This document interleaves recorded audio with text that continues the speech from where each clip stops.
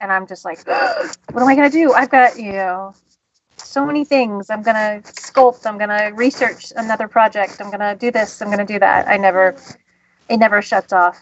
Um, so, so no, it wasn't hard waking up. My husband's been on vacation this week. They also threw out his back. So it's been like, Ooh. he's been here and he's been trying to be a help, but at the same time, he's had to take it really easy.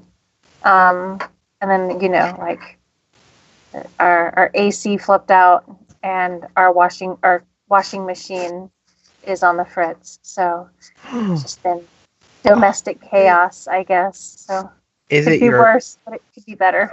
Hmm? what's wrong with your is it the coil or the The AC seems to be working now. We had a power outage, and it would come back on, then it would shut back off, and so it just stopped working.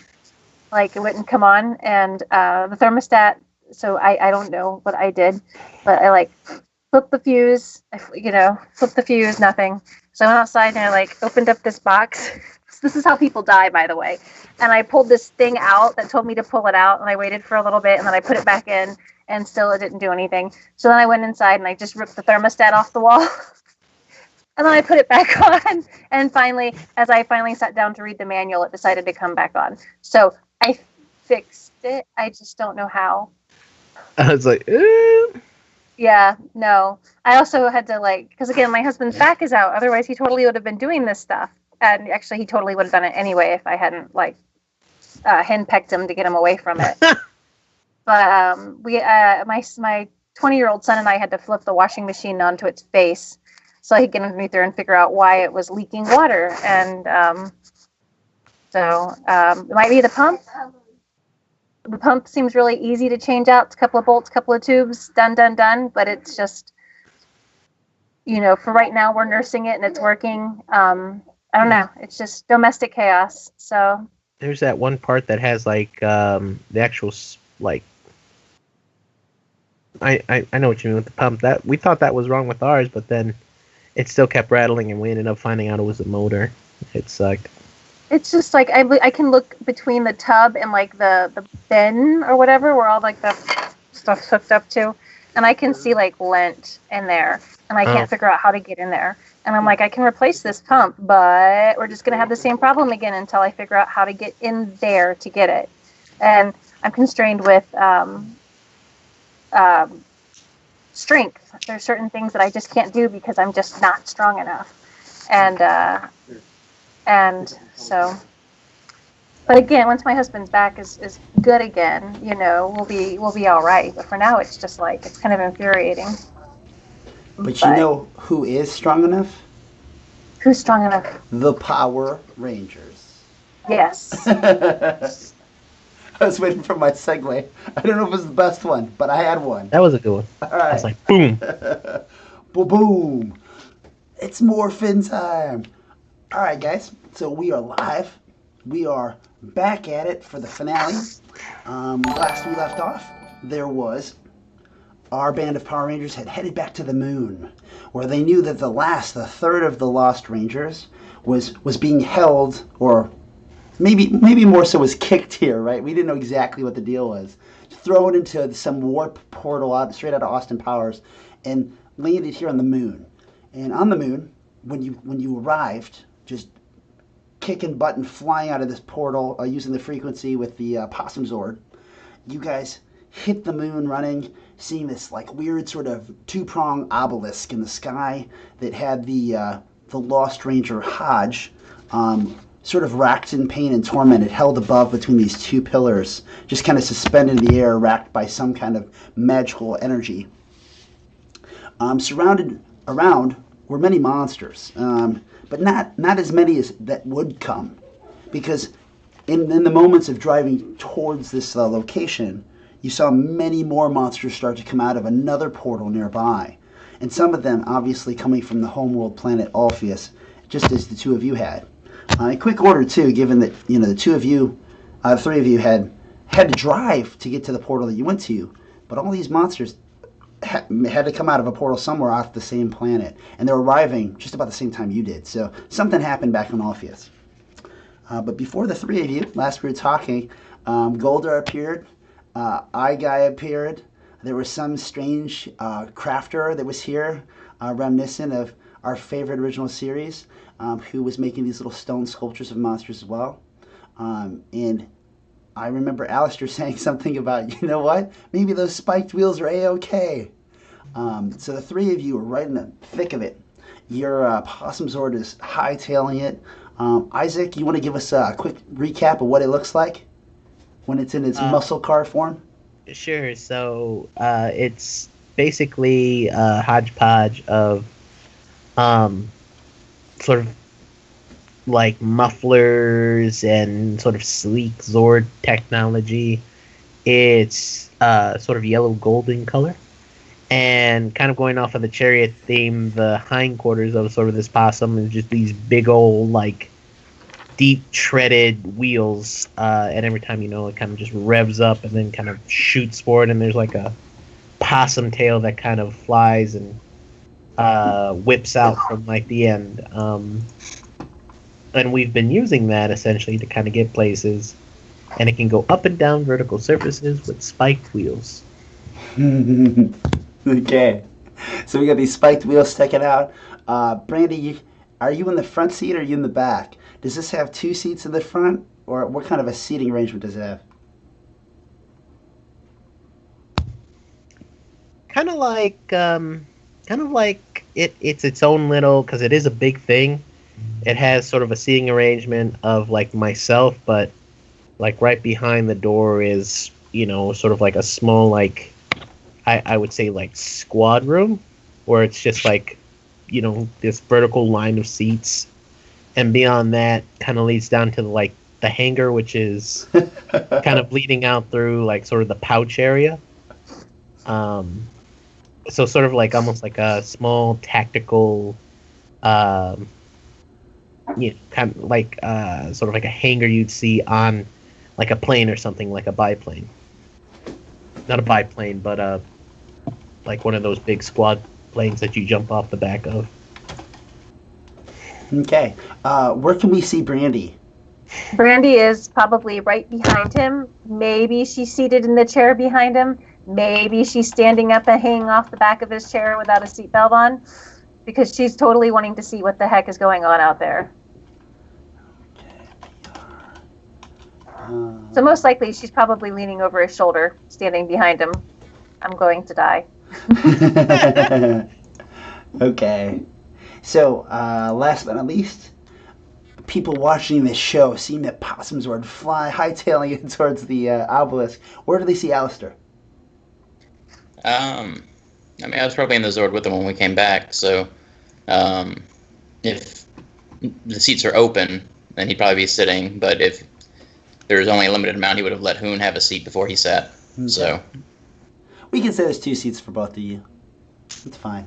It was funny because until Isaac described it, I didn't realize it'd be so luxurious. Like, it's got multiple rooms and compartments. That's awesome, though. That's great. That's what I love about this game, right?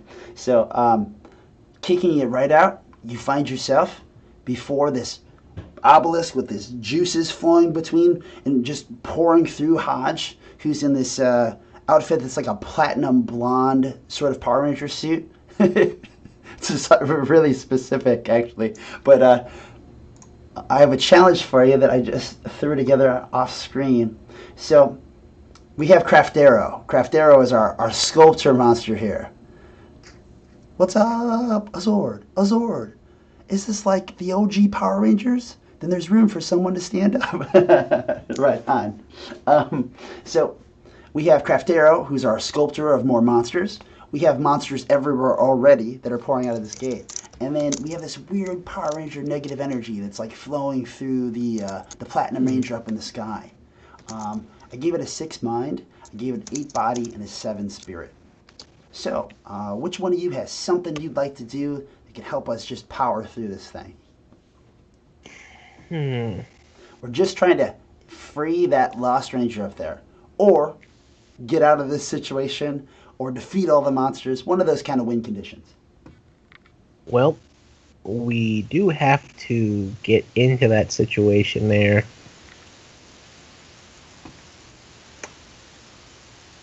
Anybody get in action?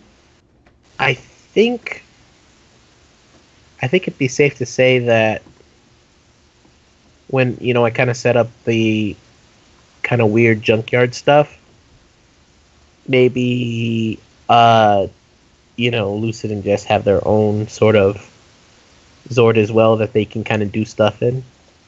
Okay. Like So- little mini ejection Zord type things or something. Maybe ejection Zords. The other thing too, I was kind of thinking of maybe Isaac kind of used the same principle he kind of picked up on, like not being able to see something. We said, oh, there's multiple levels of like you see it Yeah. and you don't see it. Like maybe that's how they kind of summon the Zords, because Zords always seem to come from nowhere. Like it's like, oh, where did they come from? They just like kind of walk like past the quarry, and it's just like, oh, they're here now. Woo! Yeah. So maybe we could have like them summon their Zords, and kind of like go off and we could do different things.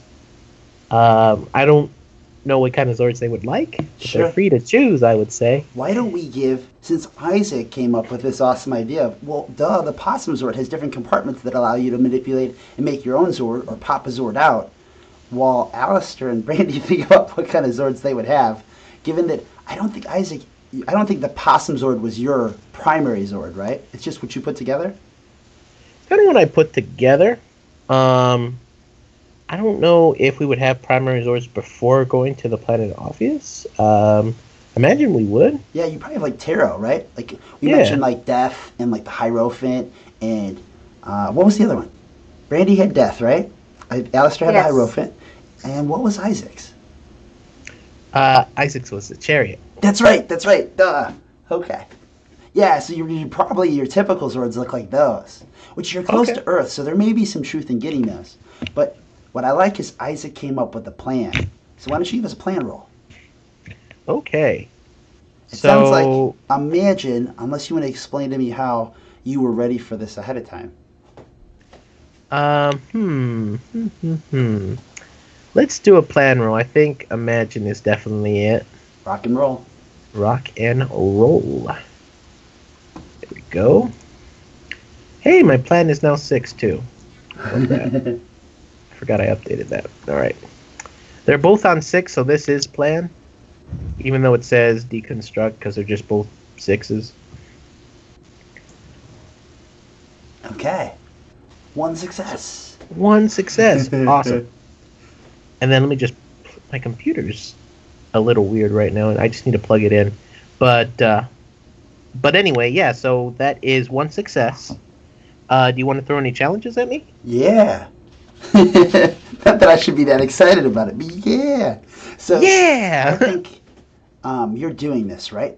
But there is this like sort of Power Ranger negative energy that's flowing nearby, and it's going to disrupt your Zords if you get too close. So the chance basically is I'm going to have you re-roll and see if you got too close before they were able to engage their separate Zords. So why don't you re-roll your Soul Skill? Okay. See if you can get under a 5. Let's see. So, let's see if we get that under a 5. I'm gonna roll the soul skill.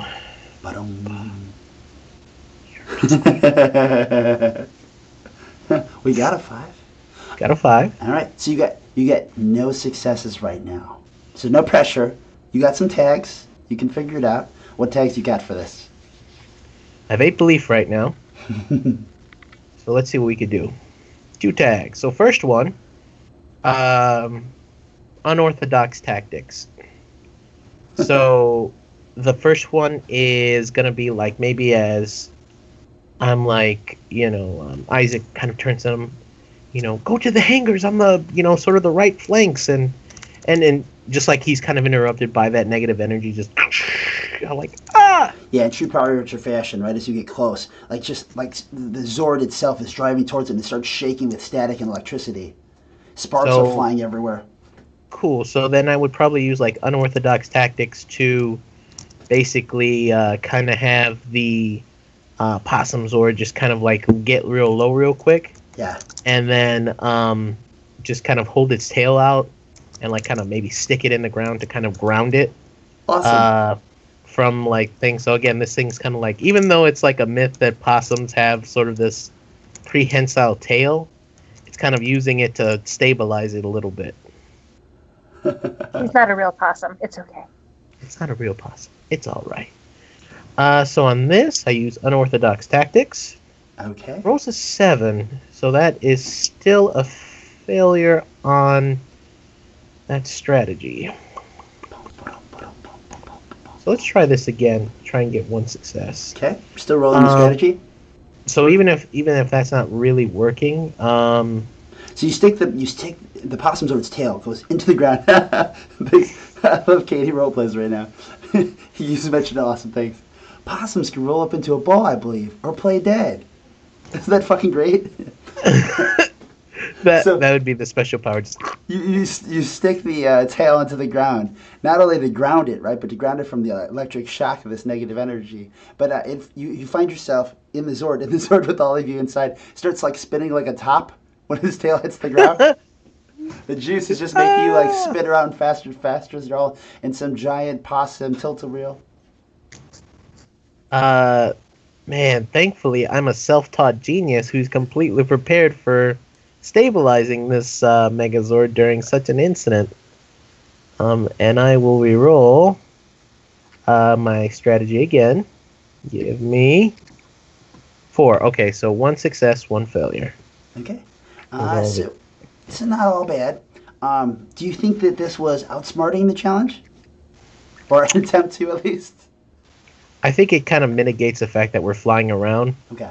Like, maybe I haven't been able to, like, tell them, hey, do this, but, we've kind of gotten to the point where we're not, like, just kind of being whooped around like, like a big old top.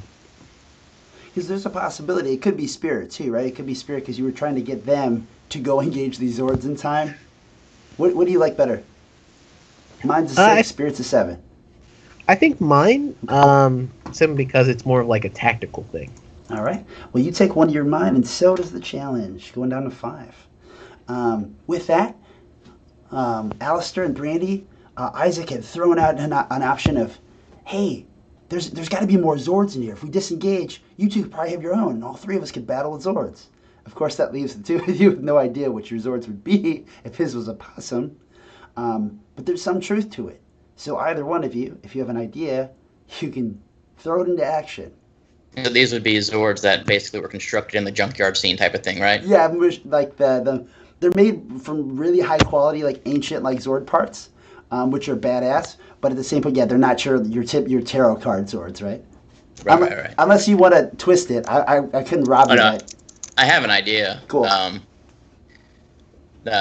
So hearing that, he thinks that there's probably something else in here that we can maybe pilot. I kind of run off and look and find like a little, it looks like an escape pod. So I was like, why not? And kind of jump in it and like hit the launch button, and out of the side of the possum, like a panel kind of opens up, and this thing just kind of shoots out and like spins around, and it almost looks like a turtle shell, but it's made from like random panels. Sweet. But it's very obviously kind of got a turtle-like theme to it, but it doesn't have any limbs or anything. It just has like 8 little spikes kind of coming out 4 on either side. And then as it stops spinning, they extend out and turn into like almost like spider legs.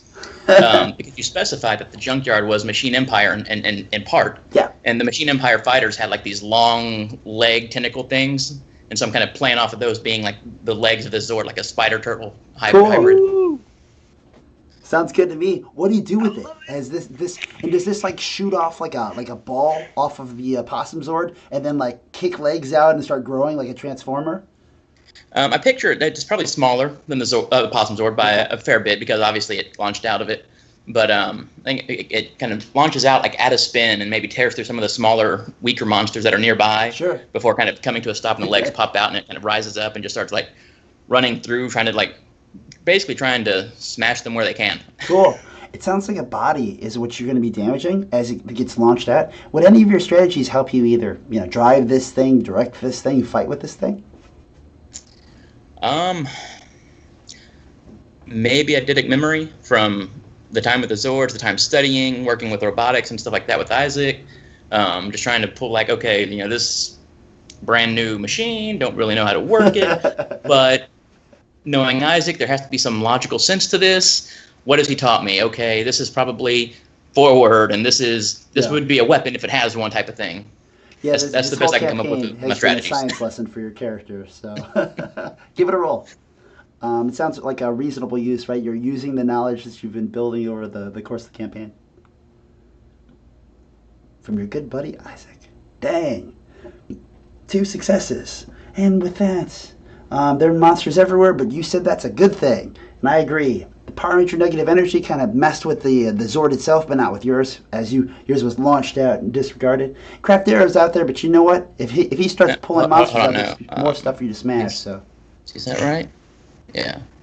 I was making sure, like, it didn't throw eidetic memory on there as a word, so I was making sure I had it was the right number. Oh, okay. All right. Yeah, 2 successes. But yeah, that's right. 2 successes against the body brings that down to 6. How do you want to alter the text? You want to take something away, or you want to add something? Let's see. Well, the goal was to try to incapacitate or take out as many monsters as possible with these now multi-limbed and spin tactics and everything else. Yeah. So probably try to take off the monsters tag. Okay. Like, obviously there's probably still some there, but the number's reduced a little bit. Yeah, for sure, right? Like, monsters are everywhere, but maybe, at least for the moment, we can all imagine that, like, your Spider Zord has, like, 100 legs, and it's just running around, like, splintering all of these monsters everywhere. Which, you know, at least for the moment, a lot of them are, like, gold putties, right? As the real monsters are pouring in. And, okay. Moving right along, Brandy, what would you like to do? Do you have a Zord, or are you still stuck in here doing something? No, if I can totally dig out a Zord out of the possum Zord, I'm digging a possum. I'm digging a Zord out. Cool. What do you want to pull? Okay. Well, goes in, and she. Sorry, the longer you make me think, the more I'm like, can she make a beer can Zord? Like, what can she make? Like a pretzel Zord or like this? Sorry. And much like his turtle Zord, turtle tentacle Zord thing, hers comes rolling out, and it is very ball-like, and we're gonna thank Katie Roleplays because it's an armadillo. Okay. Yay! I'm sticking with that Louisiana thing, and there are totally turtles in Louisiana, so we've got a nice little junkyard Louisiana. The weirdest Zord is a lantern. I love it. So it comes, and it's just rolling out, and you know, armadillos tend to have tails. The tails aren't really that long, but they kind of are. So I think the tail would be kind of whip-like. Okay. But it's totally just this roll over anything in its path until it flexes out and stands upright. All right. What do you want to do with it? As it whips off of the possum Zord, the possum Zord is starting to shrink in size, given the larger Zords that have popped off of it. But you're still formidable. I wonder, maybe when it gets back to your turn, you can tell me like what transformation has happened to the possum Zord. But Brandy, what do you want to use it for? What do you want to do with it? There's monsters all over the place. There's this weird sculpture monster, that obelisk, the portal. I'm gonna probably, well, considering this is the first time that I've ever driven it. And Brandy has kind of played true to person and not like immediately awesome as soon as she gets into her costume. She probably needs a moment to actually figure out the controls. So I'm probably just rolling over putties and anything in my path. I'm probably not actually aiming at the obelisk or the sculptor yet. And what strategy would that be? Critical thinking. I'm actually going. I need to figure out how to run this thing before I start running things. Before I do anything else with it. I totally forgot you have that. Critical. Yeah, I'm a beginner at critical thinking. It's either critical thinking or it's brawling. Awesome. So it sounds like you knew the critical thinking thing, and you're doing it on the spot. So let's make it imagine. Okay. Okay. But if there was good news, it's that I can't challenge those. What you got? What tags? You start thinking. You're like, got a lot. The armadillo gets thrown out, it gets thrown as a ball. You don't even know it's an armadillo right away. As you're like rolling, it's hard to see. You're just like you're actually inside, just doing 360s over and over again, bowling monsters left and right, but heading right towards the obelisk, which is also problematic. You think, but you can't. Well, the only good news is your ability to drink so much alcohol has made it so it's hard for this to actually make you puke. So that's a bonus. Yay. This would be dumb luck or hold my beer. Okay, which one do you like better? I think we're going to go with dumb luck. Okay, give it a roll. All right. Is it for soul skill or strategy? I'm gonna assume soul skill because that was the higher probability. Well, I mean, it was a tag. It wasn't a strategy. I'm sorry.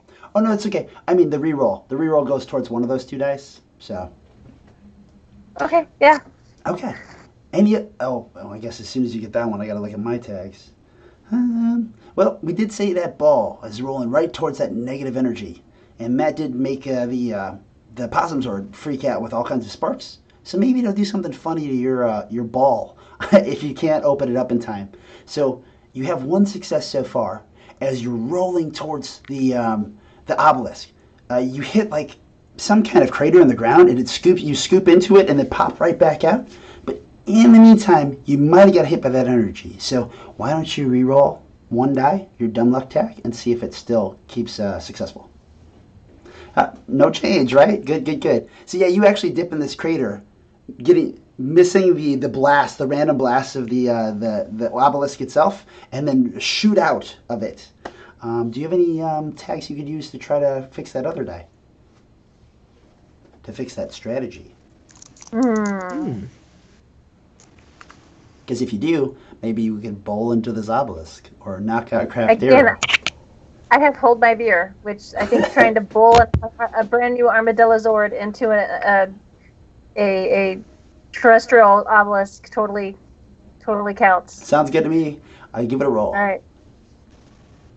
Okay, so you get one success. So yeah, what does hold my beer look like? I'm really good at scaling rolls, but that can make things interesting, so it's fine. For sure. So you get the ball goes flying out of this crater towards the obelisk. In the meantime, you manage to pull off something successful inside with the controls. What is that? I managed to get it to open up so that it can get on its feet. Okay. I get to unroll and stand. All right. You kind of launch and land next to these two prongs, and you see Goldar running towards you, not recognizing you, of course, but feeling like if anybody would have to protect the obelisk, it must be me. And he thrusts his sword in the air and charge, protect the obelisk. And you find the armadillo's arms and legs stick out, and head pops out, and you land at the base of the obelisk. It's probably about twice as tall as you, or as tall as you if you could stand on your hind legs, which maybe you could. I don't know. Okay. So with that, why don't we just go right back in that order for a second? Goldar is on top of you. So Goldar is rushing towards you. Now he has this mighty sword of his, and he has a lot of self-confidence, so he thinks he could damage you. He's going to swing his sword at you. What strategy would you use to try to either dodge, defend, get out of the way, or stop him, or fight him back with that armadillo sword? I would, make certain, if there's, a panel that would open up to reveal glass where you could see me. Okay, awesome. And I'm still wearing Scorpina's outfit over the Black Power Rangers duds.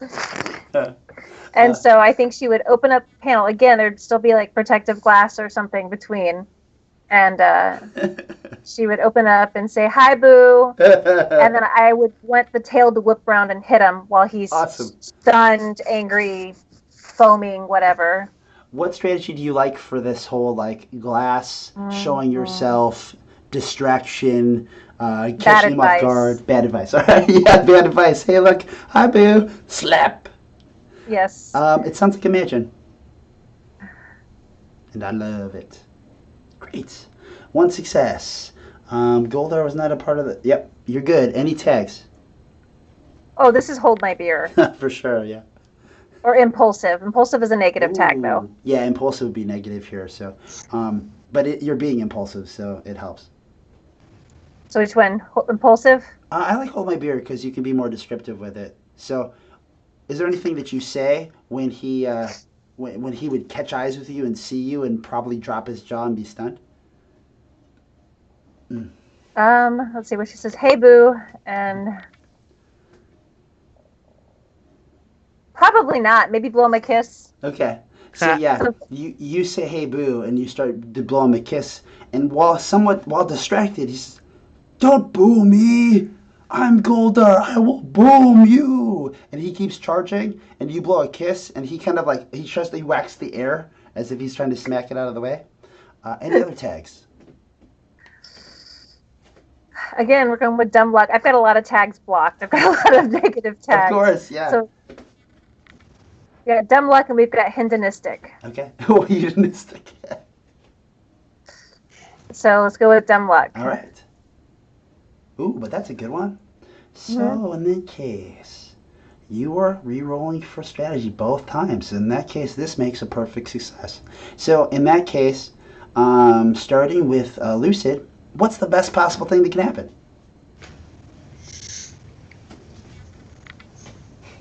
It takes out Goldar. I mean, like he thinks he can attack the Zord at normal size, even though it's not maybe a full-size Zord. He's still only a normal-sized monster. Yeah.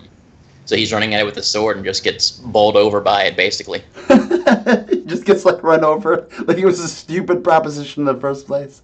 He's just like, with the sword. And you're like, dude, it's like a car. Like, what are you doing? We're on the moon, so maybe like a tail whip and like a little bit of the lower gravity actually sends him flying off into space. Isaac, what do you think? That's great. Riffing off of that, not only does he kind of go flying off to space, he's like cursing, and as he gets farther, it gets just more and more quiet, like, dog. Brandy, what's your favorite? What do you like? What's the best possible thing that happens when you tail whip Goldar as he realizes that it's actually you? I want a combination of both of them. Okay. I really like I like the voice trailing off as he effect. So we need a combination of both of them. Sure. What does it look like? You tell me. You tell us.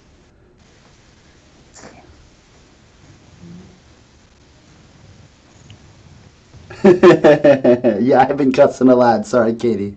There is a lot. Let's see. Okay.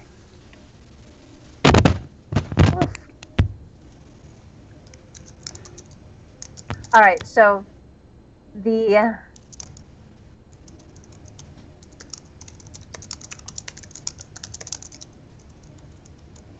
oh my gosh, I don't even know. I'm sorry. Lucid threw out a whole lot. It was good, and I'm having trouble like. Well, then we'll roll with that. So we'll roll with that. Lucid, you said that he gets hit with the tail whip, launching him like, and as he realizes, unfortunately, that wait, we're on the moon. No. And then we get the nice throwback. I'm sorry. As he sort of spins backward, like, and all the monsters look up and they realize, oh shit, like we're on the moon. This isn't Orpheus anymore. The monster homeworld. So you send a warning to all the other monsters that they could easily be bounced. With that, you get a perfect success. So you did 4 damage. Do you think that demoralized all of the monsters, or did it outsmart the challenge in some way that I can't think of? Did it hurt the body because like a lot of monsters won't fight now because you beat up Goldar? What do you think? I think it would definitely demoralize them because Goldar is the one that basically keeps them all cowed. He likes to remind everyone he's in charge, that he's the right-hand man. So that could also leave somebody else there that feels that Goldar takes up too much of the spotlight. And since that fool couldn't do it, they obviously can. And with that, right? As you say, as you just give some ideas, right? So the spirit goes from 7 to 3, and Craftero hasn't done anything yet. Craftero looks up and sees Goldar go spinning out there, and him in his like sort of stone humanoid form looks into his little crafts that he has on his table and goes, "Oh yes, of course. asteroids, and starts throwing things together, and then throws them all into this some sort of a weird device that starts spitting them out, like almost like mortar shells. Pop, pop, pop, pop, and these sort of stone balls start flying down, like almost like this like meteor sort of asteroid shower, and they're heading right towards you, Isaac. You and the Possum Zord. They can't go towards Alistair because he's in the middle of all the monsters. Okay. Isaac, what do you do to manipulate the Possum Zord so it doesn't get hailed on and that you don't have to file an insurance claim? My rates have gone up. No. So now that the Megazords have kind of separated themselves from the possum's a lot smaller. So it's like almost half a possum. And I'm kind of imagining a very old Megazord that had like two modes. I think it was called the Dragon Zord. Never heard of it. Kind of going with the idea that this is sort of like New Orleans and that we're the Tarot Rangers. For sure. Isaac takes out his tarot card and he goes from Possum Zord carrier mode to Possum Zord wild card mode. And he puts the tarot card like sort of in this like little slot, and it goes from being sort of like this half possum at this point with like most of the Zords kind of like off of it to like maybe the wheels that are on the side kind of like fold this way, like almost like I don't know, like a bike, and like the Possum Zord like kind of like turns up, like turns sideways, and there's like maybe even it looks like almost humanoid, and like it takes its tail and like turns it into a lance. And it just like revs up. It sort of has those same like muffler pipes, and it revs up, and it looks like a guy on a motorcycle, like Possum Zord wild card mode, and just Awesome. and tries to avoid all the meteorites by like just kind of zigzagging with Sure. this like lance in front of him. What strategy? I would say Isaac had planned for this, and having planned for this, he is now using the Possum Zord's full capabilities, or about as full as they could be, separated from its other parts, the Armadillo Zord and the Turtle Zord. Great. I love that you called it a carrier mode too. It kind of made a whole lot of sense of this, right? Like it was like a reinforcement Zord or something. Send it in. Yeah. It's Send like in the possum. I'm just imagining like it's like a knockoff Tarot Zord almost. So I'm trying to keep the card theme going. And I will do a plan. Do you think that's more imagining or reasoning? I'm going to say reason in this case. Like it's something that you had done previously almost. Because it probably wouldn't have been something you're like, oh, look, there's a carrier button. Or like a second mode button. It sounds like from how you explained it, like when you made the schematic, you had noticed this before. Okay. We have, for under that, we have one success. Okay. Gonna challenge any of those successes? I am. I'm going to challenge your soul skill because Craftero had been launching these asteroids, and since he is the problem, that he was directing them right at you. And maybe in this case, I could have gave you the benefit that like maybe he was targeting you before they separated off, but I guess he was targeting you after they separated off. So you transform, but you actually become a little bit longer of a target, not wider, but it kind of helps the first launch. So I think it helps the first launch. We'll see. As the first asteroid comes crashing down in front of your wheels, does it hit your front wheel and flip you? Or is it just more propulsion as you like wheelie and drive over it? It flips me, but I'm going to take my belief down to 6. Okay. And create a critical success. All right. Worth mentioning, one thing I was thinking in the background is that you now find yourself so close to the Earth that with this ulterior mode, you see that your mega board itself becomes part of like your sort of heads-up display, and it is all around you as well. Awesome.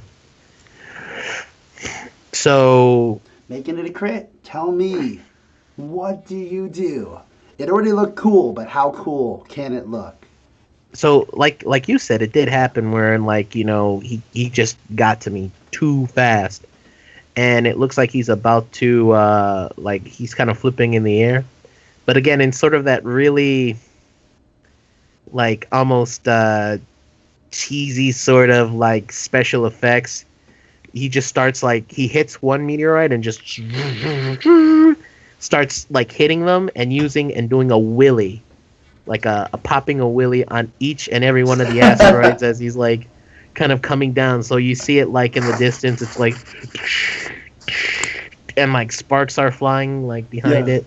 So he hits the ground again, and again the possum Zord just kind of like goes forward and kind of takes a lance, cues it up, and goes straight for the rack that is holding the ranger. Okay. So with that, you took a crit. It sounds like this was body, right? Because you were kind of evading and dodging. And not to mention, you used it to actually damage physically part of the challenge. So with the crit, we're going to take that from 6 to 2. Hands. Yeah, Katie, that's an awesome name. Power Rangers Dimensions. Okay. With that, that's probably going to knock out this Power Ranger negative energy, unless you want to add something. Or unless you could also say that like one of the obelisk parts like falls over and like smashes Craft Arrow's workstation. So it's totally up to you. We'll say it takes like it almost kind of going back to how I wanted to ground it. Yeah. As soon as the lance hits, it just charges it, and like this like energy goes behind, and again very Power Rangers like an explosion just from the discharge energy just happens as this Megazord's riding forward. So it's just riding forward behind it. So we're taking out the negative energy? Correct. Okay. All right. Lucid. Alistair, you've seen all this. You're getting control of the I think it's the Spider Zord. What do you call Spider it? turtle. Spider turtle. What was it? Oh, Turtle yeah, Spider. I got you. Okay. And one thing that's changed is with the negative energy dispersed, you hear a loud snap as like as both the electric circuits kind of like almost like try to keep a wave that just keeps getting separated, and then this loud crack as both energies disperse. And when they do, Hodge, who is suspended up in the air, starts falling faintly, like not faintly, it starts falling limp, right?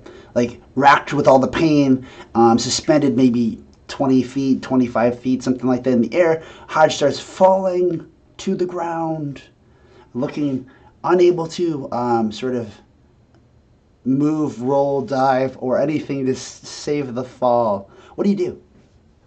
Okay. Well, knowing I have a little bit of time to catch him because of moon gravity. Good call.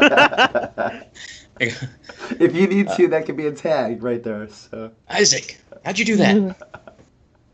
I put in the tarot. I put a slot in all of the Zords to channel some of the power from our tarot cards into the actual Zord. All right.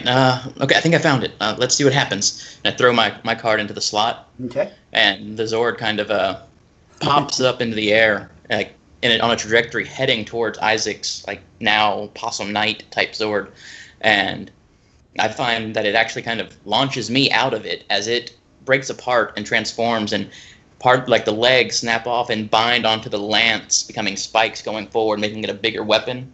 As the body of it kind of opens up and shifts a little bit and comes down to rest atop of it, creating like knight armor over it as he's riding around now. Awesome. As it launches me out, like kind of like mentally like, okay, I guess I'm going this way, and kind of use my scepter staff and kind of blast behind me to jet me forwards to try to like catch Hodge as he's falling. Okay. Ooh. She actually.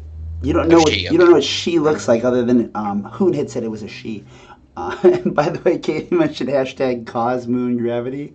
I feel like the next iteration of Dream Chaser, maybe I won't write tags. I'll just put like, hashtag, right? Like it makes perfect sense. Okay, so in your case, you go flying towards him. You have this new knight armor on your Zord and on yourself. What strategy are you going to use to try to use moon gravity to your advantage? I think this will probably be more arcane arts, just because I'm using the power of the tarot and the power of my mystical Hierophant staff and whatnot. Okay. Why don't you make it imagine then? Okay. Not knowing how, well, I guess it would actually, you'd have more of a grasp of how that would work than technology, right? Because the moon. The actual magical part, but it is still Isaac's Technozord, so I don't know which one it would be.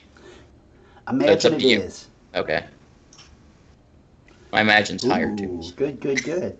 So the only thing that could be in your way would be Craftero, and he doesn't really actually have a good way to be in your way at the moment, given that he's more worried about the obelisk falling and the Possum Zord using his asteroids as like some kind of excite bike stunt. Excite bike stunt. Sorry. So you go flying to catch Hodge in the air. What does it look like? Like I said, blasting down to the ground to kind of aim me if I'm I'm a little bit off, so I blast again and kind of just keep redirecting myself a little bit to be on target. And just kind of fly in and like grab her, and it kind of spins down and like come down to a landing. Awesome. Okay. So you yank Hodge out of the air safely. It sounds like you're probably outsmarting the challenge, but what do you think? Is it a physical feat? Is it you getting to her in time? Really, I could see it being kind of a spirit demoralizing thing also, just because now the Excitebite Zord is more powerful and the Ranger's free and the obelisk is damaged. Great. I see what you're cooking. So we take 3 down to 1. Does this somehow affect Craftero, or is there something else you want to add to the challenge?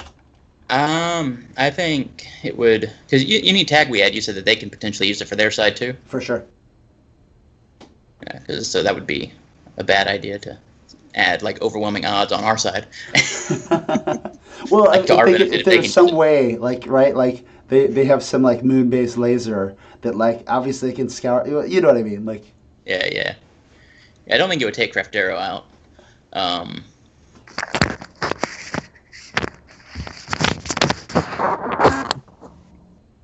Maybe the tag, I don't know, odds evened. Okay. Mark. Like it's a much more equal battlefield right at the moment. Please, my computer just died. Even odds?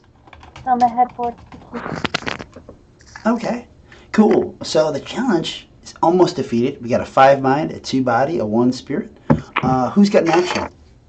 As, of course, at the worst timing yet, the Emperor walks out of the portal to see the disarray when there was this perfectly laid backup plan before him, or it was supposed to be. This Emperor, all fias, walks out the portal and looks out beyond. And finally, my master backup plan. We don't need the Rangers. We will wage war.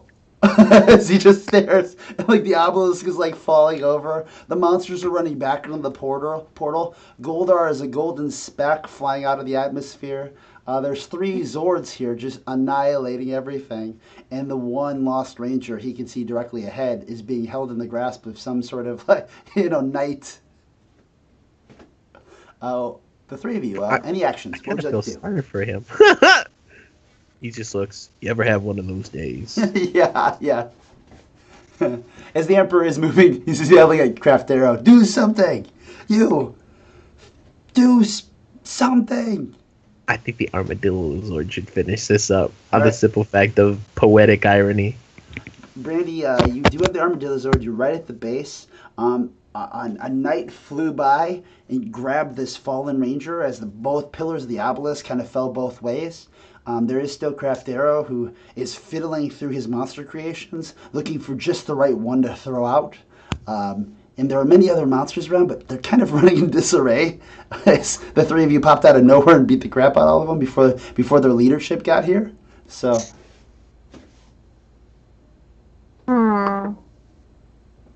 It only needs a little more damage. I'm sorry, my computer actually died. Which is a good thing I'm Skyping through my phone. So I'm trying to get back into Roll20 with my phone. With my laptop. So I'm catching up. I'm sorry. That's okay. You're great. Great. Summon Zord's weapon. That is pretty cool, Katie. So I am going up against a The obelisk, you said? Well, I mean, there's the obelisk, My there's the emperor, there's the there's portal, there's the you have the ranger now, which is kind of what you needed. It's just still a little too dangerous right now for the three of you to call it a day. yeah. Okay. Well,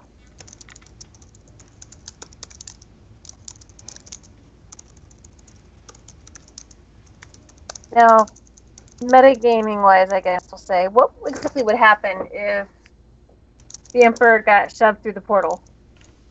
He finally came out towards the back, but he came out so late now that it's like everything is going wrong. Okay. So it's really more for comedy purposes that he showed his face, and then again everything was going to crap. So the biggest star is Craftero, who has been fiddling through these monster sculptures, looking for just the right one for the occasion.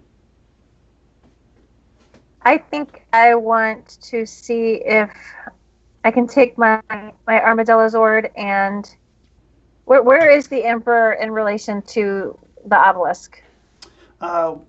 Due east, maybe 50 yards, something like that. Not far at all for vehicle.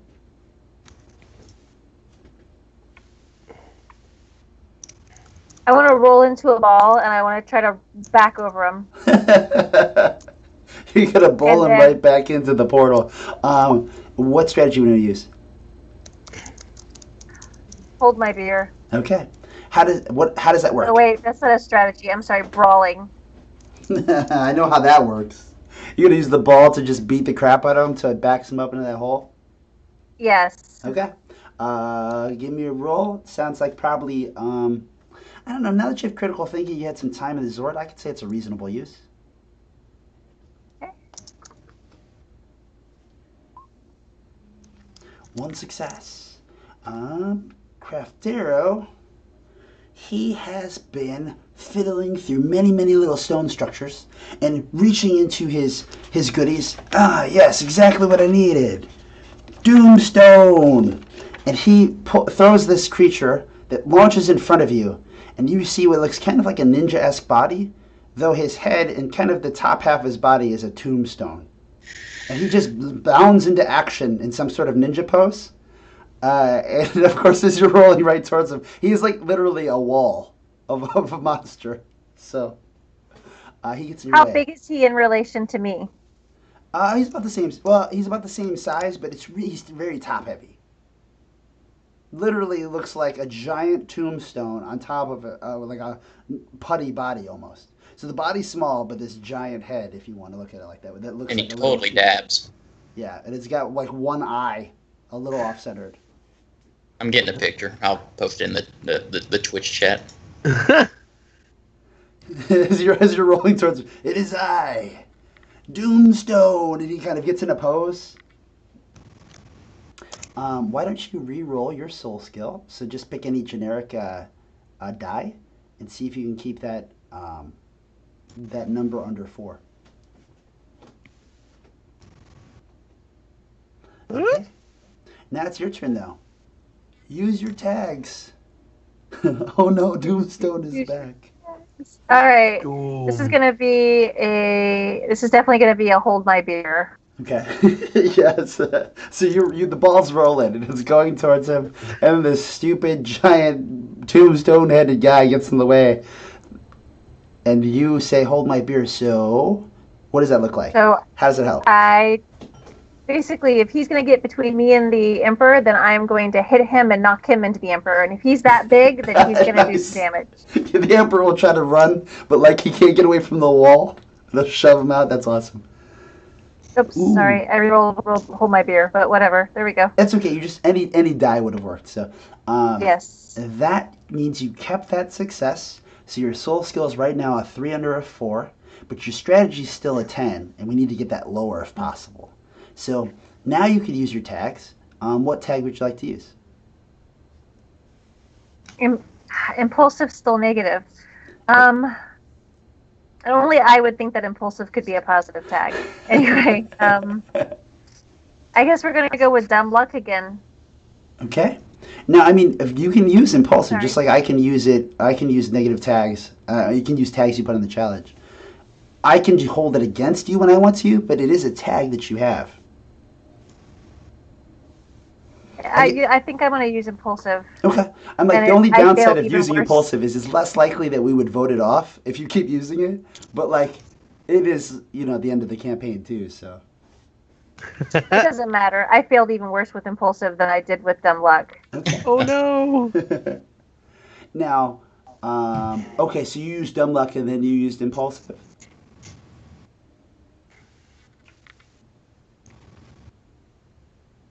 And it did not work out. Okay. All right. And how high is your belief? I have all the belief. I have 8. I have Well, not all of the belief. I have 8. Okay. All right. So yeah, you get top 2 tags. So you do 1 point of damage.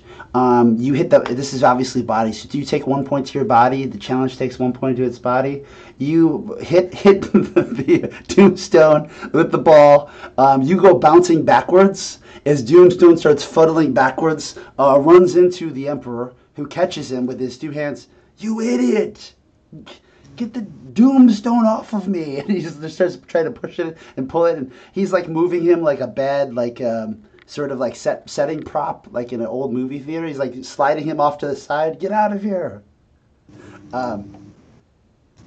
Okay, and the Emperor, unhappy with the results of what's happening, realizing that last time getting big did nothing, he throws his sleeves backwards and has these super long, almost like a coup-like arms of just like black shadow with long fingernails that just fly forward, and they go straight for Alistair, I'm sorry, because Alistair's holding the Lost Ranger, and as they come flying at you at super speed, he says, I'll take that, as the 2 hands try to clasp the Ranger out of your grasp, these 2 super large, elongated black hands. Alistair, what do you do to try to resist these hands from taking back Hodge? Well, Hodge is weak. We're close to Earth. Hodge is honestly a liability right now. I want to try to zip line down to HQ and drop Hodge off with Mentor. Okay. Or Monitor. Yeah. With Monitor. Cool. What strategy? Um, How do you evade these hands? Buy yourself enough time to use your morpher and zip out of here. maybe I try to throw up a... Yay, Monitor! try to throw up like a brief energy shield using my mystic energy to kind of buy the time to jump through the zipline travel Cool. system. Yeah. Monitor. So that'd be arcane arts. I love that. As soon as somebody mentioned Monitor, Monitor's like, yay, Monitor. He wasn't even watching. He just like clicked on because he could heur us somewhere he else. Heard. Yeah. He knows anytime we say that word. Would that be Imagine a Reason with arcane arts? I'm gonna say imagine just because the the speed at which the Emperor threw those arms out at you. It was as if he was actually good at something. 1 success. Okay, so Craftero, knowing that it's pretty much he's got to live up to his end of the bargain, otherwise he's going to get thrown into the stone statue pit, sees the Emperor throw his hands, and sees you holding the Ranger. Don't worry, I have something else that we could use. You might be the Emperor, but you could use a king to lead us as well. And this pumpkin pops out of the ground, and the body underneath the pumpkin head jumps up. You better rap. Well, this one's actually different. This is the Pump King. So the Pump King, when his head pops out and he has his full body, he whips out this crown and sticks it on his head.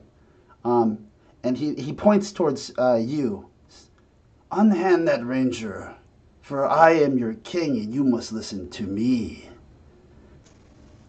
Reroll your 2 and see if you keep it for your soul scope. I really thought it was going to be Pumpkin Rapper. No, yeah. He's inspired by Pumpkin Rapper, but yeah. You just didn't want to rap. It's a part of the job, setting myself up for success. All right. So you are not taken by his direct order. What do you do? Well, I'd like to Get your re-roll hand in my morpher. arcane arts, and yeah, if it matches, it's a fail, right? Yes. Yeah. Yeah. But So you do have one success, right? So you will succeed at getting your morpher and getting this set up. It's just a matter of you can Okay. kind of hurt that, do any damage to the challenge as well. okay, yeah. So yeah, maybe the claws kind of break through the shield and like slash across my back as we disappear in the portal down the zip line. Cool. Do you want to take it, or do you want to try rolling another die? Because you do have one I'll just success take it. Okay. With 1 point, seeing that it was an attack, as it hurts you, you take 1 point to the body, but so does it, and therefore the challenge has ended. Okay. I guess Isaac and Brandy, it won't be very long. Isaac, you immediately, with the mega board popped out on your heads-up display, realize that Alistair disappears. But doesn't disappear like he's just poof. You can basically see a trail as his little dot is descending from the moon and heading back to Earth. Alistair, you are literally riding a rainbow, like ziplining a rainbow from the moon to the Earth in a blur of speed. Yeah.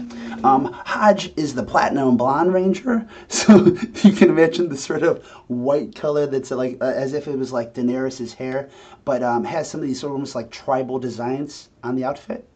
Otherwise, looking mostly like a Power Ranger suit.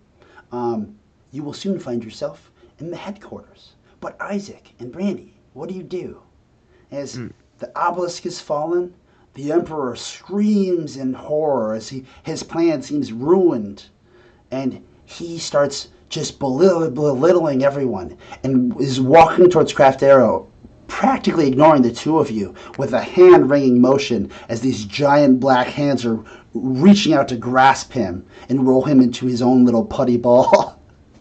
So it sounds like we should be getting out of here and back to the Earth. What about Brandy? What are you doing?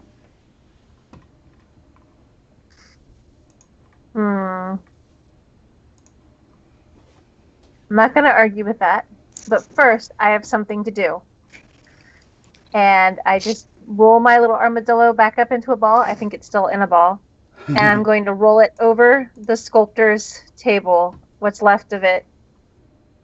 Oh. Okay. Make certain that's all squished and broken.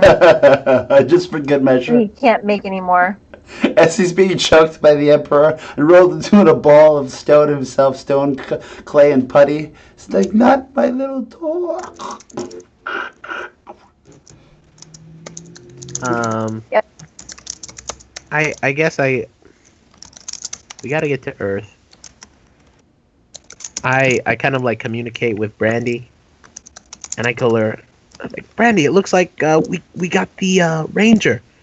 We can hit to Earth now. Regroup there. Then let's go. All right. We're gonna have to take the long way because of the Megazord. Could you do me a favor and put your card inside the slot? She nods and does. Okay. What does it look like, Isaac? What does it look like with these two Zords descending back to the planet? Do you two, do they like repackage and disappear and you two like zip off? Or is it actually the Zords descending in some sort of blur themselves? I don't want to leave them behind, so because they're decent Zords. So I would say, like, when Brandy puts her card inside, since all three cards are now inside, like, the Armadillo Zord will combine with the sort of knight, and kind of riffing off of what Lucid said. It goes from, with that, the wheels kind of come off and turn into, like, maybe, like, giant pauldrons. And, like, the Armadillo Zord, like, kind of, like, becomes increased armor. And it looks like almost like a slim, like, armored, like, kind of humanoid figure. And sort of the lance kind of, like, uses parts of the armadillo to become, like, maybe even, like, a blade. And the mufflers are, like, kind of around the crown, right? Yeah. And Isaac really kind of ad hoc a lot of like the systems in this thing, so it disperses a lot of like energy, maybe even in an unsafe manner. But the way it looks like is sort of like kind of like the colored energy kind of like blows out of the mufflers, and it almost looks like a knight's cape kind of going up Awesome. with its head. And um Brandy's there, I'm sure, in the control room, and Isaac, like with this big grin on his face, having put this together, says, "I think I'm gonna call it the Gambit Megazord." And it just kind of like bends and kind of like, sort of again in those like really well-known Power Rangers effects, as you see it gliding towards Earth. Thank Again, you, this Malaria like Man. Night magazine. Hey, thanks, guys. Okay, and with that, zipping off. Now, on your descent, there's something strange on the Mega Board. There are all these sort of distress signals that are being sent and zapped all over the Mega Board. Good. Malaria Man is asking how we're doing. How are folks doing? And Who? as these distress signals are popping out at you, you're noticing they're coming from Rangers all over the galaxy. Distress codes from many different planets. The Mega Board can kind of isolate that they're not close, but whatever's doing whatever the problem is coming closer. And all of these little reports are distress signals that there's monsters everywhere. And it's from planet to planet to planet to planet. And something about the Mega Board that makes it very user-friendly for the convenience of people watching is that it's clearly a pattern that's showing that whatever is making this happen is coming closer to Earth. Right. So we get there, we kind of like exit, and again the Megazord is hilariously larger than we are. And I imagine we kind of regroup with the Lost Ranger and of course Alistair at Monitor's base. Oh no, it's Galactus. So yeah, back at the HQ. Eater of Worlds. Sorry. Randy, is there anything you wanted to do while you were descending back to the HQ?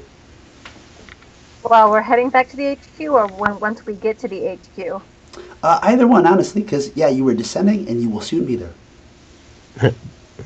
Brandy could tell me whatever, and Isaac would probably be okay.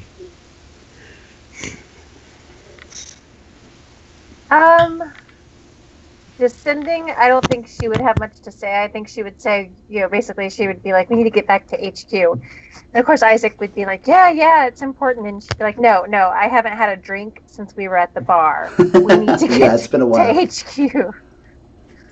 All right. So I think that would be basically her whole thought process would be like, I need to get back. What is the name of the skull? Ned? Is that what I named? Yeah, Ned. Named my skull that I hide my whiskey behind. Yeah, I need to get to Ned. So the screen pans from Isaac seeing all these bleeps all over the Mega Board on his heads-up display of the Zord to Brandy, who has a thought bubble over her head, thinking, man, I need some whiskey. I'm way too sober for this. Yeah, I'm way too sober for this. Not long after, Alistair, you appear, and you're in the HQ, and you land, and for some reason you always, every time you guys zipline, you just land with, just like as if you were running, you have to take a few extra steps to catch yourself. And you find yourself in the HQ, surrounded by cobwebs and some old mausoleum similarities, the things you would normally see with maybe like headstones and such. As you pass through, you land into the area with the computer displays and the man who walks through walls, Monitor. And there is basically a light glow along the four walls of the room of Monitor, this sort of like a wide pauldroned, almost wizardly figure of very large height and kind of vague features is walking around. And you see Tom Berry. Tom Berry is more of a floating drone, but is floating around and does have sort of a mechanized body somewhere in the room that, if needing arms and legs, can go attached to. And of course you see Percival, who is now encapsulated in some kind of like technological sort of bubble, keeping him sustained but also suspended, because he has some kind of magical rage that they had isolated. When you land, you realize that the walls are also littered with all these little bleeps in sort of a star map, and at least along the one big wall. And all these bleeps are different planets that have little codes above them, and Monitor silhouette stops in the middle of them. And sort of with crossed arms, you can kind of make out the back of a figure, sort of looking around as if staring at all of these little bleeps with these red codes above them. Monitor, we've got the Lost Rangers. What's all this? What's going on now? It would seem that something is moving through the universe and corrupting planets. Each of these planets has Ranger distress codes saying that they are being overwhelmed by monsters and that they need assistance. And as if there was some kind of montage, if you were watching the show, right? It would cut to planet after planet after planet, and different variety of Power Ranger group being beat up with sparks flying everywhere and being thrown around until they were all launched into one group, kind of cornered. What's with all the monsters? We can't fight all these guys. And all these bleeps just keep popping up. And Monitor seems to kind of pause a little long, not knowing what this is. Meanwhile, a strange portal opens inside the HQ, and a large figure steps out with one giant foot and 3 arms, and then another giant foot and 3 more arms, and a large, interesting scepter and a giant elephant head. And it is Mesmero, who shows its face. Mr. Sniffleupagus. So I guess also Brandy walks in, and Isaac, you also walk in. Zord's outside, right? Baby is back. The Mosaic looks over to you. I resent that name. And of course, always posing, 1 foot sumo wrestler style, other foot sumo wrestler. I'm the gatekeeper! And there's like a sort of almost concussion blast that happens around him, doing nothing in this room, but other than making Tom Berry kind of screech. She nods, moves Glenn the skull out of the way, or whatever his name was, Ned. Awesome. Grabs her bottle and says that I'm the keymaster, and takes a good hard swig. Awesome. Alistair, Hodge starts coming to. At least, it's a helmet on, so the helmet starts moving left to right. Like if there's any sort of like seating areas or anything else that are in here, I would have like sat her down on that to kind of recoup and everything. Sure. So you basically some kind of a seat is found, and you sit her upright in it.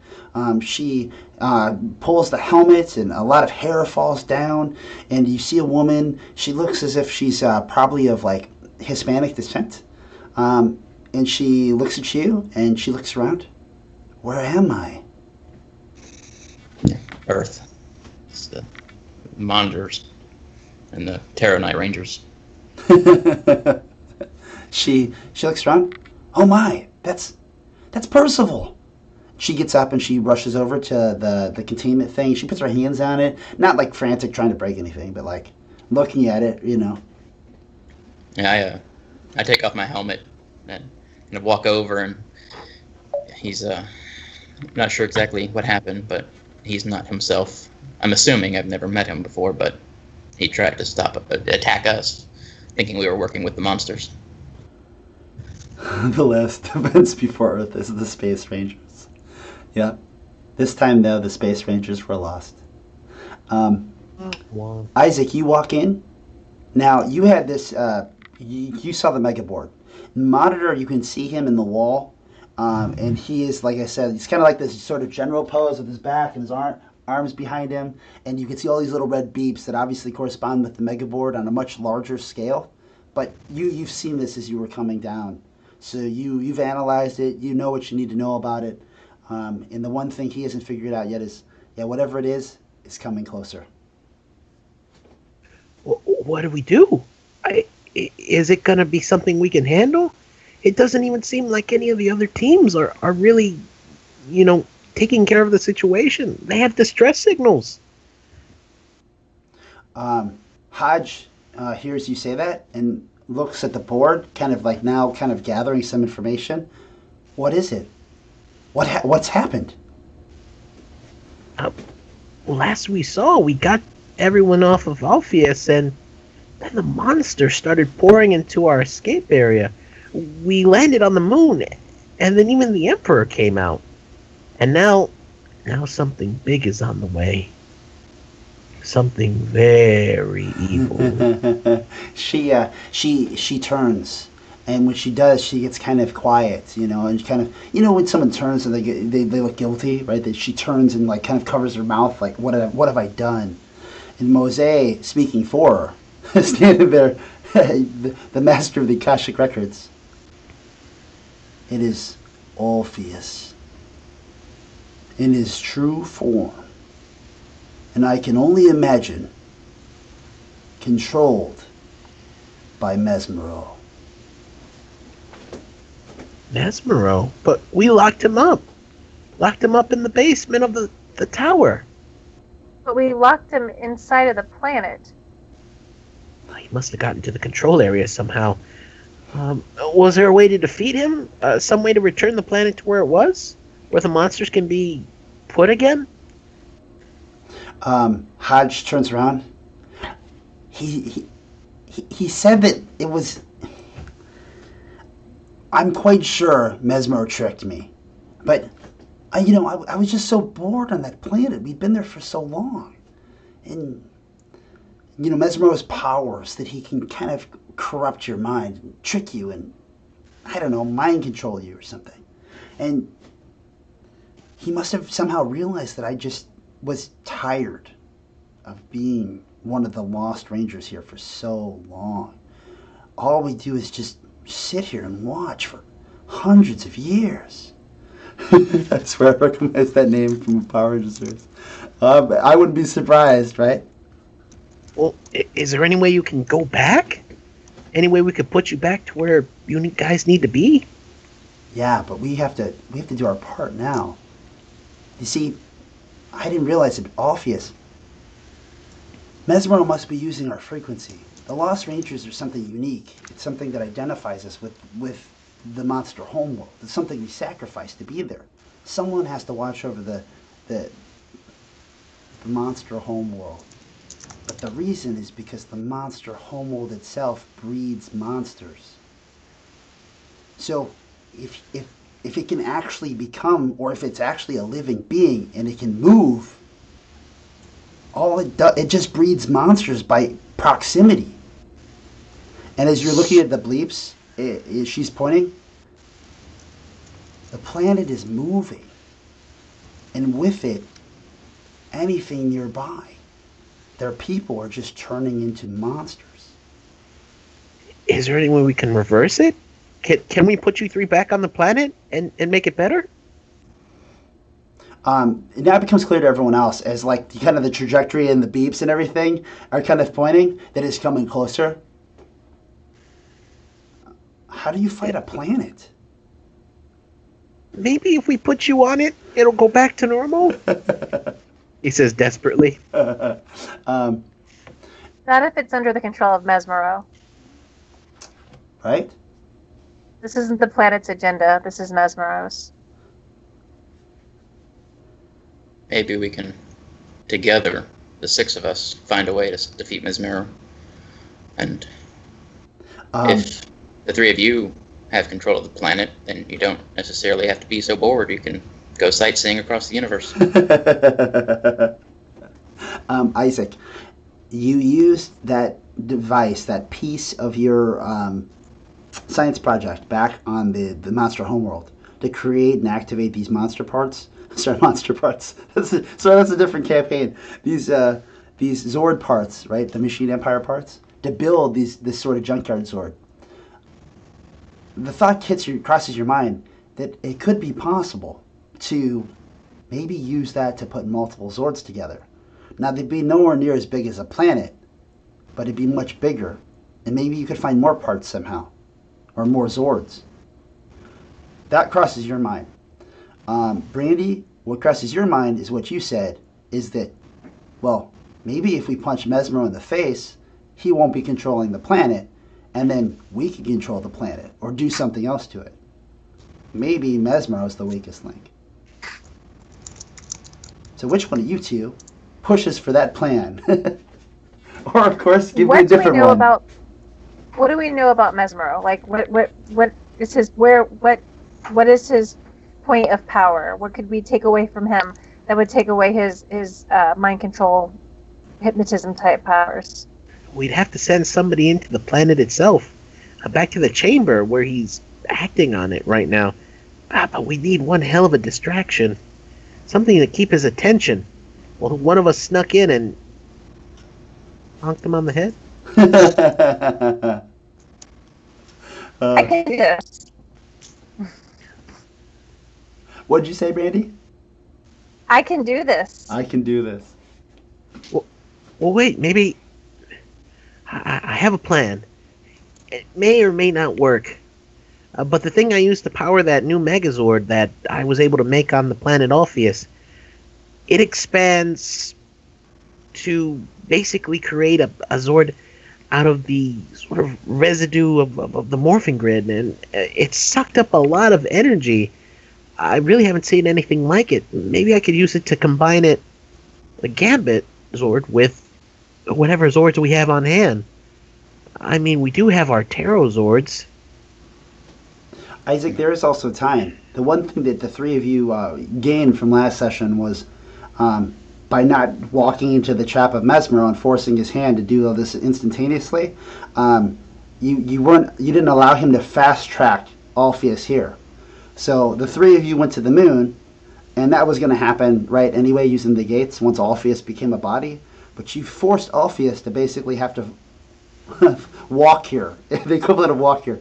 So you bought yourself time. This is all happening in the universe. Universe is big, right? So you have time if you wait on planet Earth to trap it, which means that theoretically, through your head, you could probably go through maybe a galaxy or two and gather more Power Ranger Zords that obviously aren't being used to actually save anything because they're overwhelmed. You have enough time to do something like that if need be. I think the best thing that we'd be able to do was create something that could fight him. I just me realizing I inadvertently caused the monstrification of countless planets. We have enough time. Looking at this trajectory on how he's kind of interacting with different parts of the morphing grid, the other teams are just going to have to hold down the fort. I could go across different places, use our grid to get to different areas that there may be more Megazords. And if we get them all together, I think I might be able, with help from some old schematics and monitor, to do something new, make something new, combine them into something that could potentially fight Alpheus. And then what we can do after that is, while the planet is fighting, Brandy can go inside and actually take care of Mesmero. The Ultra Megazord. The Ultra, yeah, Ultra. I was thinking like the Galactazord, but Has there been a Galactus? The Galactus. The Omni. And Lucid, not to leave you out, Alistair, you remember the previous plan too, last time you were there, you were like, hey, can't we use this frequency to zip right to him? So there is also the possibility of, whatever frequency they were going to use to get here, you may be able to get right back to Mesmero. Right. Yeah, we left the planet using the Lost Rangers frequency as they planned to do, so we may be able to do that to get back, but are we sure we have the time to traverse the galaxy for Zords? Well, if we use our zip lines, we would be able to bring at least some resources to bear. And I think if I have some access to parts, now that I have my science project, I should be able to do some tinkering. Can the zip lines be used to transport something as big as the Zords? I'd have to really do some modifications. And not only that, it would use a lot of energy. honestly, guys, if you so much energy, if we don't take care of Orpheus right now, there may not be any energy left to resist him afterwards. It's all or nothing. So, you two, the three of you, think for a second, talk it out if you want to. Tell me which option you want to go with, and then we'll fast track there, okay? And either one's totally valid, so pick whichever one you like more. If you want the Galactosword versus Orpheus, or if you would like to fight within Orpheus and try to deal with Mesmero. I mean, I'm picturing the why not both meme. And that could happen too. We could do a bit of both. You'd be separated, right? Yeah. Obviously, it's a myth, that you're going to be dealing with, so it could be more dangerous, but it would also probably be cooler to watch. Up to you, the three of you, though. Would the Lost Rangers actually be a help, since they're not player characters, in fighting the myth? Yeah, of course. I don't know how myths really work, so. Sure, they're just souped up challenges. They would help, but they're not going to take their own actions. We would use them as description and then in the background. Gotcha. And we lost Brandy for a second. I'm sure she'll be right back. Well, and I mean, it might be a little bit tougher on both scenes, but at the same time, I think mechanically, it would also make logical sense for attacking because you're the more physical threat versus the mind behind it. Yeah. Yeah, so I think that would work. Sure. Isaac, do you like that too? You want to do both? I think that is a wonderful idea. All right. Brandy, I know you were gone for a second, but they were saying let's do both. Are you cool with we'll have our Galactozord fight, and one or two of you will deal with Mesmero inside? Absolutely. Okay. Leave the tech stuff to the boys, and I will happily go in there and smack around some bad guys. Okay. So you can have some backup with Hoon and Hodge. So let's montage a bit, right? So, Lucid, what would you montage for Alistair, knowing that, right, there's actually probably a couple weeks before he gets here. So that leaves a lot of time for the three of you to do things.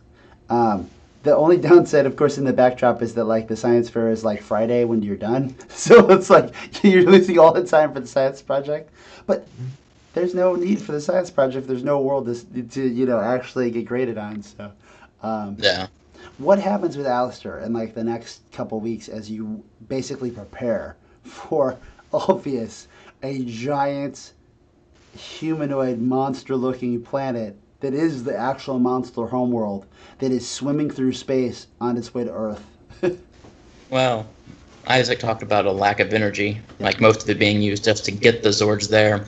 So, knowing that there's more energy sources out there than just the morphing grid, I'd probably go to the Coven and basically look, I'll accept my birthright, but I'm a ranger. I'm not dropping that no matter what y'all say, and we're literally fighting for the existence of the universe, which includes all of your tradition and legacy. So if you want that to survive, you're gonna cut the crap and help, and basically use them to learn more and more ways to access the tree of life, from the Kabbalic tree of life that all of existence resides within, to try to tap into that as well as the morphing grid to try to find a way to channel that into our Nacho Supreme Megazord. It took me a second to catch up. I was thinking of all the cool things you were saying. Nacho Supreme Megazord. Yeah, right. So you talk to the Coven, and they're all stuffy, and try to ignore the actual imminent threat. But it fades to black as, of course, you do win them over, and you convince them that we can talk more later. But for now, you need their help, and they need your help. The Power Rangers, that is. So this all moves into action. They teach you the ways of the magic and how magic coexists with the energies of the worlds. Isaac, I know you're running around with gathering basically machine empire parts from throughout the galaxy, if not extended galaxy. What else? What else is montaged in the time that passes preparing for Orpheus? So you basically see Monitor sort of sending Isaac off to different parts of the galaxy, basically looking for different spare Megazord parts to turn, into complements to the Pterozord that we have, and get like basically as much backup as he possibly can, and shows him kind of like in like an overly sized backpack, like as he's struggling to like hold it. He's holding onto some Tinker toys. You see he has like these big old schematic cases he's running around with, and it's just a montage of different planets. Like he's like in a boat, like not in a boat, but like kind of like what looks like a little like submarine. That looks like an all water planet, and there's like this like alien with him with like kind of like bulbous head parts in him, and he's kind of like pointing. You just see like the wreckage of like a Megazord underwater, and you see he's going through like a jungle planet, and there's like these sort of like robe figures maybe taking him to another place, and they're pointing to like a temple looking thing that in the shape of like another Megazord. And maybe like a rocky planet, it looks bare, and he's like wearing like just like sort of standard desert gear, and he has like a big brush that he's just like trying to unearth all these like different Megazords, to the point where you see finally it's like maybe like a little like that white font that just says like weeks later. He's just like covered in like just like oil and grease, and like maybe there's just a hangar somewhere deep under Louisiana or what have you, and it just shows. Let me check something. 1, 2, 3, 4. It just shows like 4 sets of silhouettes in the distance, and he goes, finally, I'm done. And he just falls back, like flops back off screen, like.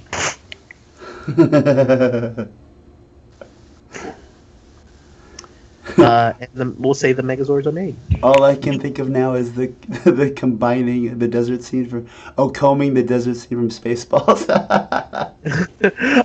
Just Isaac staring like, I found nothing. Brandy, what do we see about Brandy's character, right? Like in the 2 weeks leading up to The 2 weeks leading up to everything that we've just had happen. The inevitable arrival of Alpheus, the planet-sized monster.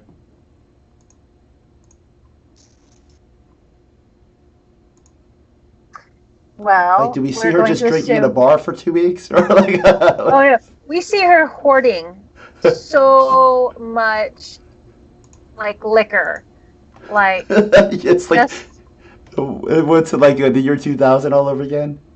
Yes, I mean just like she gets a tanker truck, and she just starts filling it full of what's really flammable.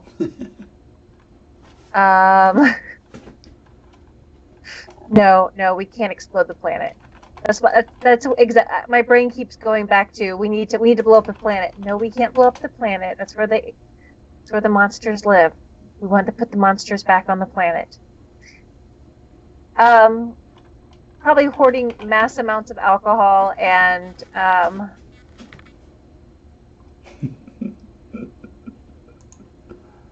don't know, man. Okay. Training. Trying to increase strength, stamina, things like that. I mean, ultimately, her whole she's on a treadmill running. She's doing push-ups and like bench pressing. Everybody else has water bottles. She's drinking vodka. But no, I mean, her whole thing is to just go in there and make a distraction and to take out Mesmero. And I think she would try to find out as much about Mesmero as she can. What's his point? What exactly? What is? How does he mesmerize people? How does he control their minds? How does exactly where does that come from? Because releasing his hold on the planet, on the living planet, would might set things right. So largely, I mean, you have the 3 Lost Rangers who know Mesmero very well. Isaac knows a little bit through the Mega Board, and basically Mesmero is all about mind control. He uses magic. He looks like a golden goblin, basically, with like his a bountiful amount of these little staffs and rods that he can place enchantments on for his hypnotic spells that basically he can plant to carry on the enchantments. Um, you know, he wants nothing more than control, right? Because being a mind controller, he loves nothing more than having everyone else do his bidding. So in this case, from the Akashic records to now, it has all been sort of that henchman, that mastermind plan of just trying to have as much control as possible, even control of the future of monster civilization over the Emperor. What of, is there any way to block his mind control? Like, the whole, like, Magneto helmet type thing. Is there some way to block his mind control? You break the staffs. So technically, if you could break his grand staff, there's a good chance that he would have to go craft new ones. And maybe his personal staff itself would be the source of all the other staff's powers. What does the grand staff look like? It's like a golden scepter. Okay.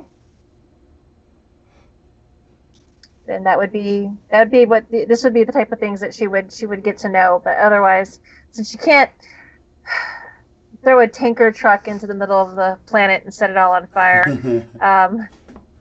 then yeah, it would just be montage of her trying to figure out Mesmero's weaknesses, what exactly she's looking for, and Mesmero's real weaknesses, like any monster in the Power Ranger universe, are their one-natured sort of sense of character. Like Mesmero is so about controlling everyone and everything and making them do whatever he thinks they should do at all times, that obviously he's short-sighted in that everything is about control. He's a control freak.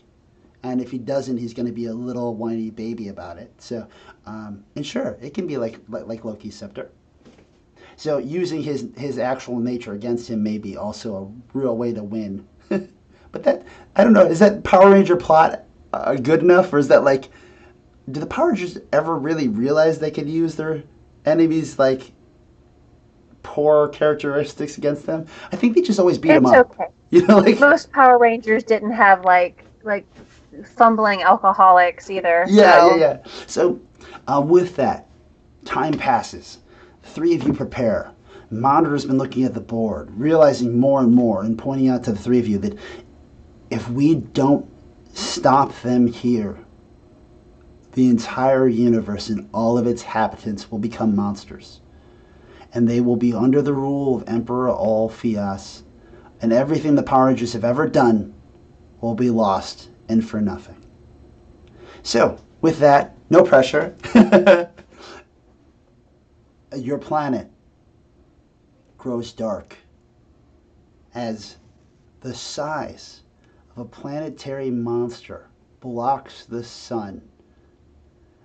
And with that, all of the people begin turning into monsters themselves. And all of the news and all of the people start going into mass panic. With that backdrop, three of you were ready for this. You were prepared. So, our challenge begins, our myth. This is what we call a dragon. It's the boss at the end that we all know is there. And we know one day we're going to have to fight it. We're going to have to deal with it at its greatest strengths or at our greatest weaknesses. But it has to be done.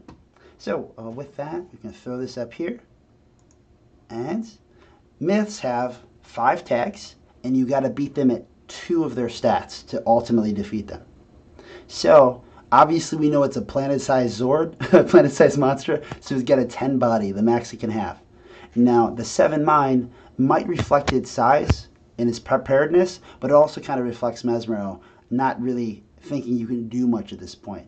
The 8 spirit would be you getting enough help from other people or convincing either of these 2 creatures that they're doing it wrong. So, what would be the first action? The 3 of you knew it was coming, so for sure it's your plan and your trap to set. So, what would be the first thing that happens when Orpheus finally arrives? We have a discussion, I think. Would it be the Galactic Zord? Would you have ziplined into and towards Mesmero ahead of time? So, before that happens, I just want to tell Brandy and Alistair, as Isaac, you all have been the best friends I have ever had. And no matter what happens today, I just wanted to thank you for dealing with my self maybe when I get a little too obsessed, or maybe when I talk a little bit too much about how great we are. I just hope you all come out this okay. Are you guys ready? Yeah.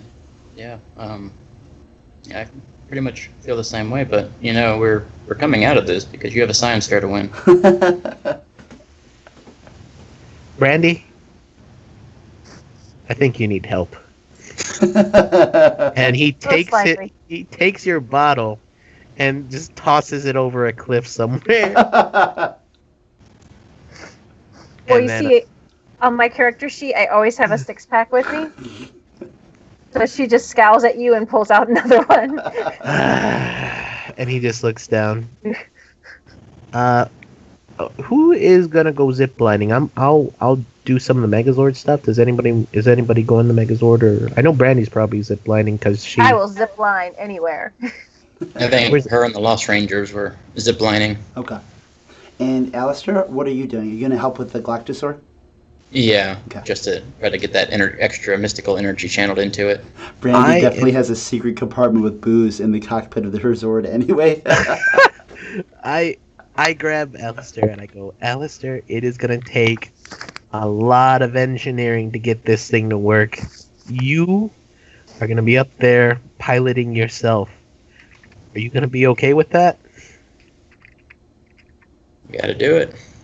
So to get this thing to the size we needed, just to even start the challenge, to make it feasible that a Megazord would fight a planet-sized thing, first off, we summon it, and just like it appears, first is the Gambit Zord and the Tarot Zord.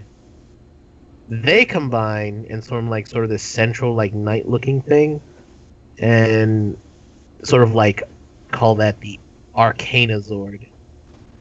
And then like all those like different Megazords kind of come up that we got from the different planets. And just kind of putting that out there again. Veto me if you'd like, but there are 5 different sets based on the minor arcana of the tarot deck. So there are the Pentacle Zords, there's the Cup Zords, there's the Sword Zords. And there's 4 of them, so that's perfect that they turn into one arm, one leg, and the High Arcana Zord goes in. No, the Arcana Zord goes in, match that all up, becoming the High Arcana Zord. And there's one more thing, but we'll get to that when we get into orbit. Sure. But it's all Alistair at that point, piloting the thing. I'm like in this central... Isaac's in this central area, like, desperately trying to hold it all together because of the sheer mass of the thing. Yeah. So, Isaac, why don't you give me the first roll? Give me a roll about putting it together, right? So, what strategy would help you have amassed this perfect positioning of these things to make them ready to actually deal with this monster? I have been reasonably planning for weeks. It sounds good to me.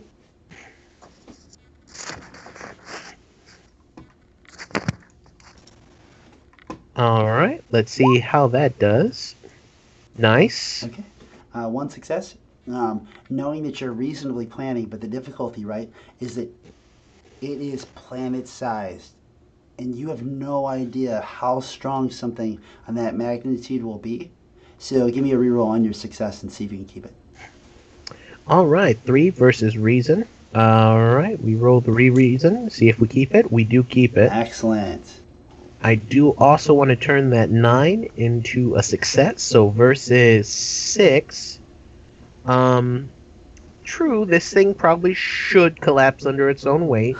Thankfully, through my obsessive personality, I've taken meticulous detail into making sure that everything has been reinforced to an absurd amount of redundancy. Obsessive personality. 4. Ooh. Double success on both, my friend. Not even Critical. That's what I'm talking about. So you needed to create something that it could defend a planet-sized monster, and by no normal means would that be feasible. But you, sir, in weeks of planning, have come up with the perfect plan. What do you think it is? I mean, you have to think for a second. What is the best possible thing that you could have come up with? Or get you if you want. If it's easier, you could say like the quality of it. Like you don't have to tell me like exactly why it's the best possible thing. But we know you've created something outstanding. So finally, best possible thing. It does get to orbit, either with boosters or something like that. And knowing that Alistair was going to pilot it, Isaac cued everything he had and everything he knew about magic and everything that he learned from Alistair in every capacity to form like the final mode of this. Yeah. And it'll either work or blow up the entire thing. Well, the good news is that we know since you got a critical success that it sounds like this is going to do a lot to outsmart the challenge, because it's going to do a lot to basically set it up so that you were as prepared as you could be. Unless you think that it should be body, I'm thinking it's mind. Does that sound good to you? It is mind because it's going to give us some options. And like Isaac activates the final lever and just kind of closes his eyes, like just over his head. And that activates the final form, I guess, of the High Arcana Sword. Okay. Heaven mode. And all these lights like just kind of start floating like behind the Megazord, kind of like forming like a circle almost that's kind of rotating. And it is just a bevy. It is every single tarot card in the tarot deck. Kind of. Let me see if I got an image here. Yes. I'm not sure if you could see it. I don't know where I would put it. But, we'll put it in Roll20.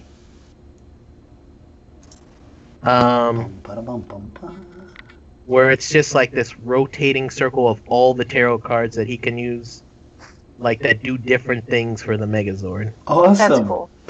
So it's like, he has the Megazord, but there's like, right behind it is this, like, rotating sets of tarot cards that he can use that channel directly like from his magic into like different weapons or effects or different things. And Isaac, like, as soon as it's done, he goes, "It worked! Heaven mode works! We didn't blow up!" Ignore that, by the way, Alistair. I don't know if any of you heard that, but for some reason, something we said triggered Alexa in my room, and she just went on this large spiel about something you could buy on Amazon.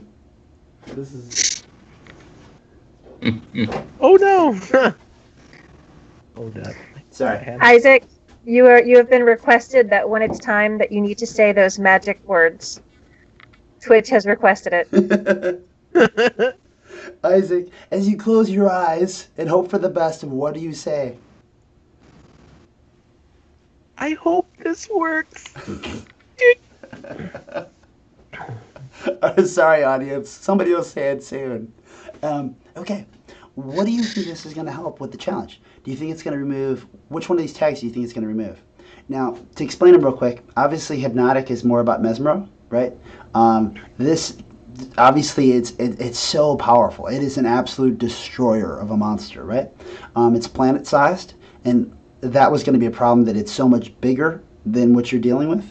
And every one of its attacks actually could spill monsters onto whatever it's fighting. So, like, if it hurts you, there'd be like all kinds of little monsters running along your Zord bodies, attacking it and stuff. And obviously, Fears is actually another Mesmero tag, so it's probably planet-sized, destroyer, or monster minions.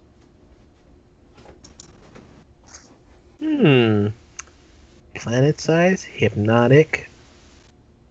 I would say immediately sort of like the grid kind of works.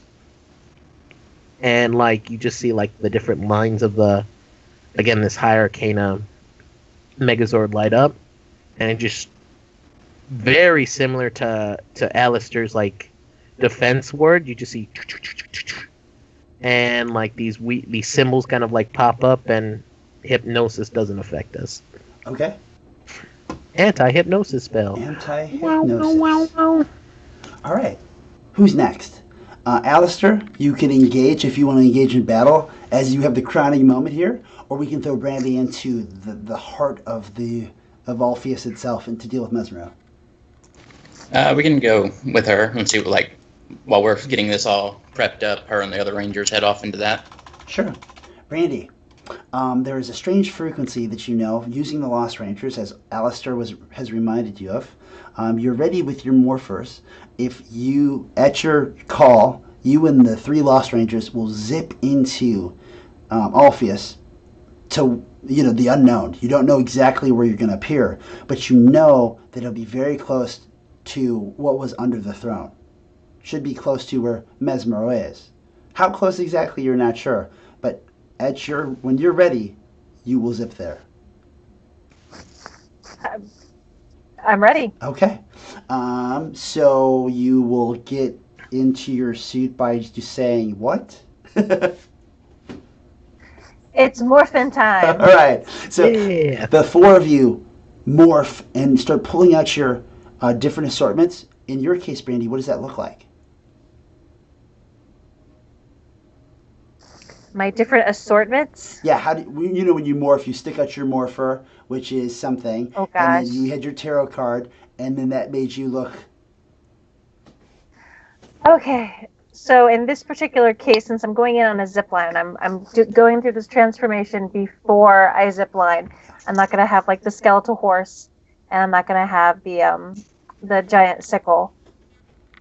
So I think... Just obviously, I'm going to go ahead. She's going to take her card out. She's going to put it in the wrist morpher thing. Can't think of what it's called right now. Sorry. No, that's good. And it's going to kind of go over whatever she was wearing, the jeans and a Jack Daniels t-shirt or something. And we'll have, I think the costume is primarily going to be black. I think any accents on it are going to be kind of I'm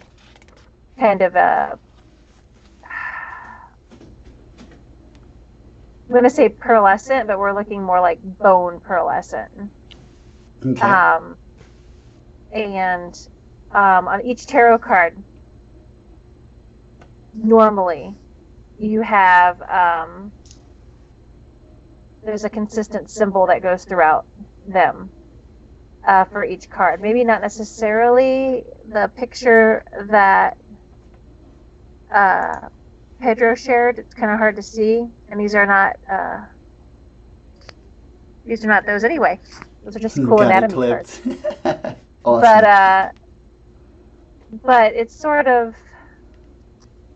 just sort of a little, anyway, the little symbol that you would normally see on most of those cards that would be pertain to the death card. I can't imagine her actually having like a skull or bones on her regular suit. Okay. So I think it would be pretty straightforward. But because they're kind of like, I think we went with Tarot Knights kind of thing. So it's definitely going to be more of an ornate armor, not quite Alistair's white wizard Gandalf coming back from the dead outfit, but definitely more ornate than the old school original type costuming. Anyway, so yes, okay. She goes through all of that, and again, no sickle and no skeletal horse at this point because we're going to be ziplining in. All right, you zip, and when you appear morphed, as you said. And behind you, to your left, there's Hoon, who's in the silver, not gray, silver outfit that's got this sort of tribal coloration, a tribal decoration to a typical Power Ranger outfit. What color are each of you? And on to the other side is the other Lost Ranger, which is Hodge, who was recently saved, who's the Platinum Blonde Ranger, also with a similar tribal sort of pattern, and those are the two behind you. Because Percival, these two Lost Rangers are personally invested in this because they need to go with you to free Percival of Mesmero's entrapment. So the two of them appear behind you. The three of you zip in, and when you go down these sort of rainbow-colored zip lines, you appear in a very strange place, surrounded by sort of a darkness all around you that has a bit of almost a pulsing sound that just kind of emanates through the area. And you can hear a maniacal laugh from not far away. And as you look around, it feels as if you were kind of like in this sort of black, sort of almost gooey surrounding that it has walls made of it that all seem to be kind of like almost like soft tissue. And there occasionally little lights kind of flare through, which are actually something coursing through the veins of the organic sort of surroundings that you're in, which is Alpheus, right? You're like inside Alpheus. And these little shimmers that kind of go through of like whatever pumps through the blood of the veins of this massive monster are the only light that you have. And you see almost like this sort of ladder structure that's leading up about four flights high, and up above you can see the golden creature known as Mesmero just stand out like a sore thumb with sort of a sack over his shoulder and the Loki-like scepter spinning. And in front of him some golden tome that's open, and ahead of that some large sort of crystal-looking ball. And he does not know the four of you are there, as he is just maniacally laughing, obviously staring at the earth in front of him, and realizing that him and Alpheus are blacking out the sun, and he is getting joy from that. What do you do?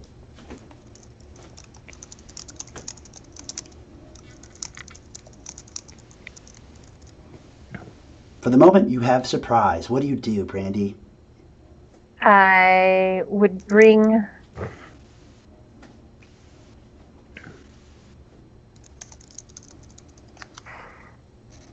out, at this point, I would go straight for the sickle. Okay. And charge. Go in swinging. All right. So does the sickle like fly out of like basically your outfit? Does it just manifest? It manifests. Okay. Whipping your hands to the right or the left, the sickle just appears in your arms. And how do you get up the 4 flights? Pure adrenaline. Okay. Pure like, oh my god, this is scary. If I don't get up there now, it's gonna get worse. What strategy do you use? And to think Ishmael wanted to take away my beer. Ishmael. What strategy do you want to use to try to make your attack? Oh, brawling. Okay. Give me an imagined brawling. Given you got a lot of space to make up. Oh, Jesus. You guys are not fair. It's 2 perfects in a row. This is to make up for all of those bad rolls The thing that's particularly funny about this is the Dragon Challenge. The thing that makes it the most vicious is that it can hold 2 tags against you. But I can't do crap when you keep getting criticals. Okay. Yay, because I've got some negative tags, man. That's great. So in this case, what is the best possible thing that can happen? You somehow can easily fly up these 4 flights before Mesmero even knows what you're doing here, hidden by his laughter. He has no idea what's going on. What do you do? He's got the Akashic Records. He has a scepter, which, like you were talking earlier, was one strong point of his that you could try to remove. And he's looking at the world, which obviously is somehow his way of controlling this device. It does appear that he's using his scepter to do it, but you're kind of impulsive, so I don't know how much of that you really caught, because he was really more laughing than doing anything. I think she'd be swinging the sickle like what it was intended for culling wheat. Okay. And it would she would be trying to loop it into the scepter to just rip the scepter from his hands. Okay, cool. Now it's a perfect success. So what does that look like? You can do that. Somehow I can almost imagine like death. You seriously like just fly up 4 flights and just sweep that scythe. and rip his scepter away before he can even realize what's going on. Oh yeah, that's exactly what happens. She manages taking like multiple steps at a time, just running right up there because darn it, she screws everything up all the time. She is not going to screw this up. And the guys aren't here with her this time. They're off doing their thing. She's got to hold her own this one time. And so she gets up there and she's swinging that sickle, and she's even got a nice like war cry going type thing. Is it just snags it like it's a bad audition at a talent show. She just snags that thing and just rips it right away. Whether it breaks or not, I don't know. That would be the sickle versus the staff. It can break. You roll the critical. Do you want it to break? Oh yeah, that sucker breaks. Okay. All right. So you snap it in two as your scythe, as he realizes it, he tries to grab it with a little whining noise. Oh, and when he grabs it at both ends, and your scythe just snaps it down the middle. As he holds two parts of his scepter in his hands and turns around realizing the three of you are there. Now, this could either be mind or body. Obviously, it's an attack, which usually would be body. But you didn't go for him. You went straight for the scepter, which obviously is how Mesmero controls things. So does this finish the mind, or does it start to tear down the body? What about the spirit? It could be. You could be demoralizing the situation, obviously, too. What is Mesmero going to do now that he doesn't have his scepter?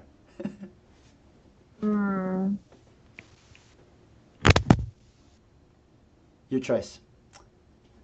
If you get rid of the mind, obviously, then no one else can try to beat the challenge in that way. It's one of the downsides of eliminating one fully, but you have to eventually eliminate two. So let's just go ahead and do mind. Okay. That'll kill it off real quick. It really does sound like you both did, right? With your plans, your ambush, your setup, with 2 weeks' notice, basically. You went straight for like the Achilles heel on both sides, right? Being strong enough for Orpheus, being set up and ready with the tarot card like dispenser thing, and knocking out Mesmero's scepter. So the body is no more. Okay. What does that remove of the tags that the challenge has? See ya. Teamwork makes the dream work. That's amazing. Yay. Brandy, which tag do you want to get rid of? Or do you want to add something? Which tag do I want to get rid of? Okay. We got planet size, destroyer, monster minions, and fears.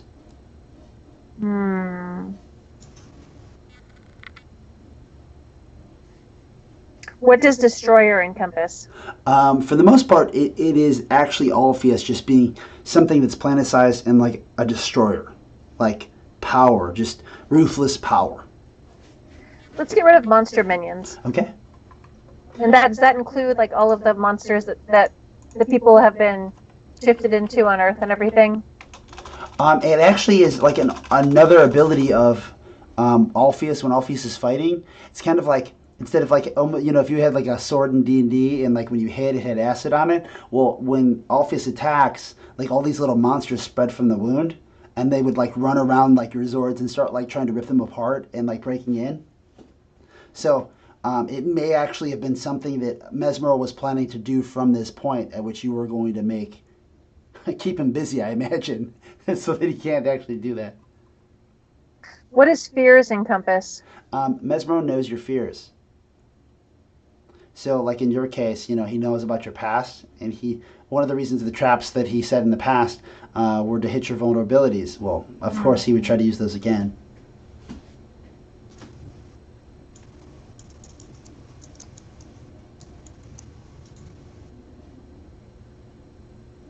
I think I'm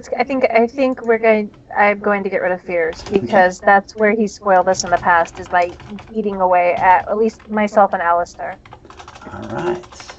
Okay. With that, the mind is no more. The monster minions. The scepter is busted. Alistair, you're ready to engage with the Galactazord. What do you do? Well, kind of turn to Isaac, and I guess it's now or never. And throw the helmet back on and like leap up to get into the cockpit, because I imagine like ours kind of is going on exactly as she's still doing all this too, or a little bit before maybe even. And as I leap up, even with the Power Ranger super leap, I have to do like 5 more jumping off parts of it to get to the top. Yeah. And And so I get inside and I sit in the cockpit as it's powering up, and we've got the console set up. I put my card in one slot, and then I put my morpher in another slot with it up and open to my app of Arcana, where it has a spell linking the mystical part beyond the morphing grid that we did to get that extra power. Yeah. And as they go in, I'm just like, I hope this works. There's a lot of closing your eyes. And on the outside of it, you see across the entire body, as the tarot cards are spinning behind it, 10 different circles representing the Sephiroth of the Tree of Life kind of light up on different parts of its body. The 22 paths start connecting to each of them, as they do for the actual Kabbalic symbol, connecting it with the mystical energy of the universe, like it's already with the morphing grid, to try to give it that extra boost. And at that point, just hoping it can get off the ground. All right. Sounds like arcane arts. It sounds like I'm assuming we're on Earth with this still. So, or would we have been doing it in space? I wonder, since it's so big, would it have been able to be built on Earth? It probably would have had to have been built off Earth, but it could have been built on. It's really up to you creatively. It could have been pieces that like float out to the orbit, or it could have been like some kind of almost like a space station that it is, that you're building. Yeah. Okay. So what do you like more? I'm thinking just from the physics standpoint, even the Power Ranger universe is like, they'd probably have done this in space. Cool. With so many of them that big. Because it's supposed to be more or less almost planet size too to fight it, isn't it? Yeah, it so would have been smaller, built but he got that critical. So I'm thinking it's either going to be about the same size or really, really strong and sturdy. Yeah. So maybe we were building it kind of like on the dark side, or on the opposite side of the moon. Sure, so awesome. as it approached, you didn't see it, and we just kind of like rises up over the moon. Great, yeah. We got a Zord rise coming. That's not a moon. Then I move in towards it. Okay. Give me a reasonable use of your arcane arts.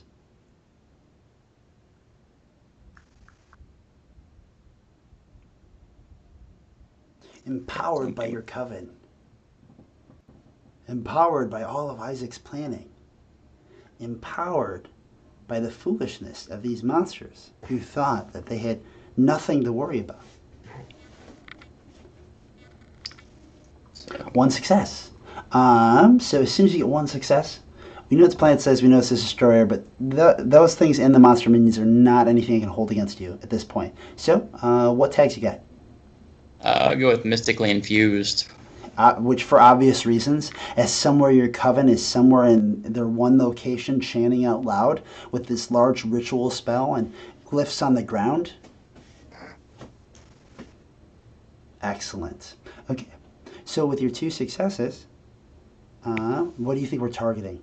Is this a body thing where we're preparing this this Galactazord so that it can harm the body, so it's this powerful?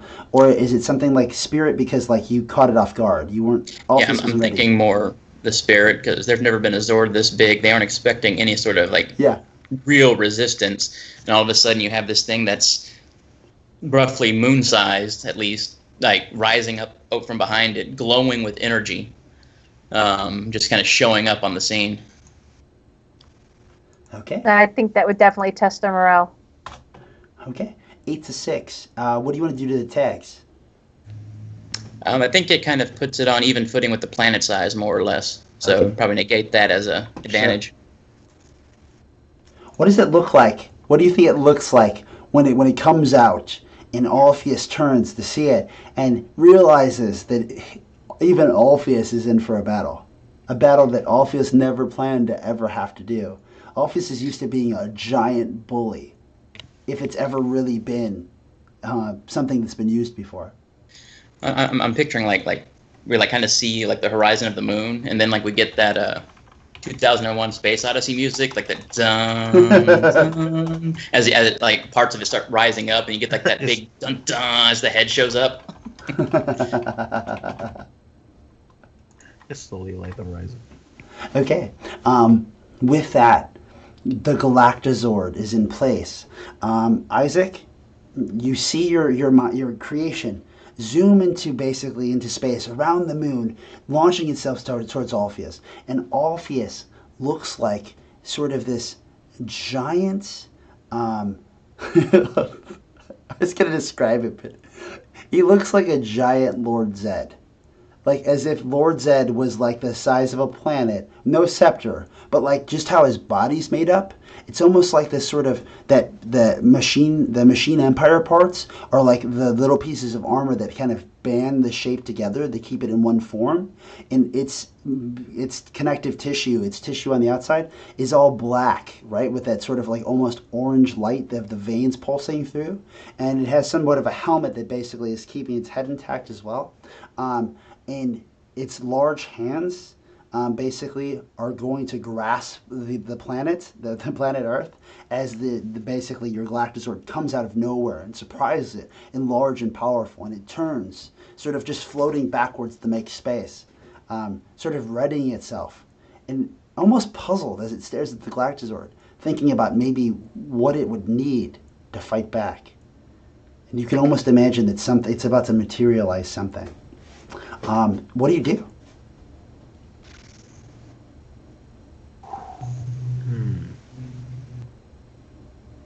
So let's take the fight to Lord Zed. Isaac, at this point, having morphed, he has that like extra weapon chariot. This time, it's actually hooked up to the module, and there's just like a computer board like in the chariot. He's just like, all right, and he's just like, he presses a couple buttons, and on the outside you see like one of the cards kind of like shoot out, and it's a chariot, and then there's like another card like Strength High Arcana, and then you just see them glow, and then like maybe the Zord just kind of disappears momentarily and just like just launches completely like just straight up rams into Alpheus. Okay. What strategy? I'm forming a plan of knocking him off of his balance. Okay. With card combinations from the Sword. Okay. It sounds like probably a reasonable use, given you its surprise. You have a giant Zord that's of same size and structure. Zed, the Alpheus Zed doesn't have a weapon out yet. And just like maybe clock it just right across. Sure. Reasonable plan. Boop. Okay. One success. Of course, as soon as you get a success, as your Galactazord rushes towards this giant Alpheus. We should call him Alpheus Zed, right? Because Zed's like it's like an adjective to the name. Alpheus Zed. As it comes towards it, Alpheus Zed's hands kind of open up on two sides, and between them starts materializing something. And at first, it looks as if it's like this webbing that's kind of going between both hands, trying to make some kind of a shaft. And then it unrolls, and it's like a giant net. And it's placed in a way that as soon as your Zord rushes into it, it starts to grab it and sort of some form of resistance that I'm not sure you can break through. So re-roll your 5 and see if you can keep it. All right, let's re-roll the 5. And that is for the reason of it. So let's re-roll the 5 for reason. Break 7. Oh, I'm sorry. 1 sec. Boop. Boop. Cancel. Cancel. All right, for 7, let's see. So what happens so far is the net surrounds your Galactazord, and as it does, the Alpheus Zed starts to like pull on the top of it, sort of like fully trapping you in this net, and starts pulling it to the side. And you realize that this net is made of like wire, and it's almost like its cabling is starting to squeeze all over the Galactazord. Sparks are flying everywhere. What do you do? We are actually going to, because again, being a self-taught genius, Isaac does know that he can use the grid that he created with the cards to get out. And he starts setting up another combination. Okay. So let's see if this would be versus reason on this one. We'll do Okay. 7 first. So 7, 3 hits. Nice. We're good. And then being at 6, I'm going to re-roll another one. This time we're going to go for deconstruct.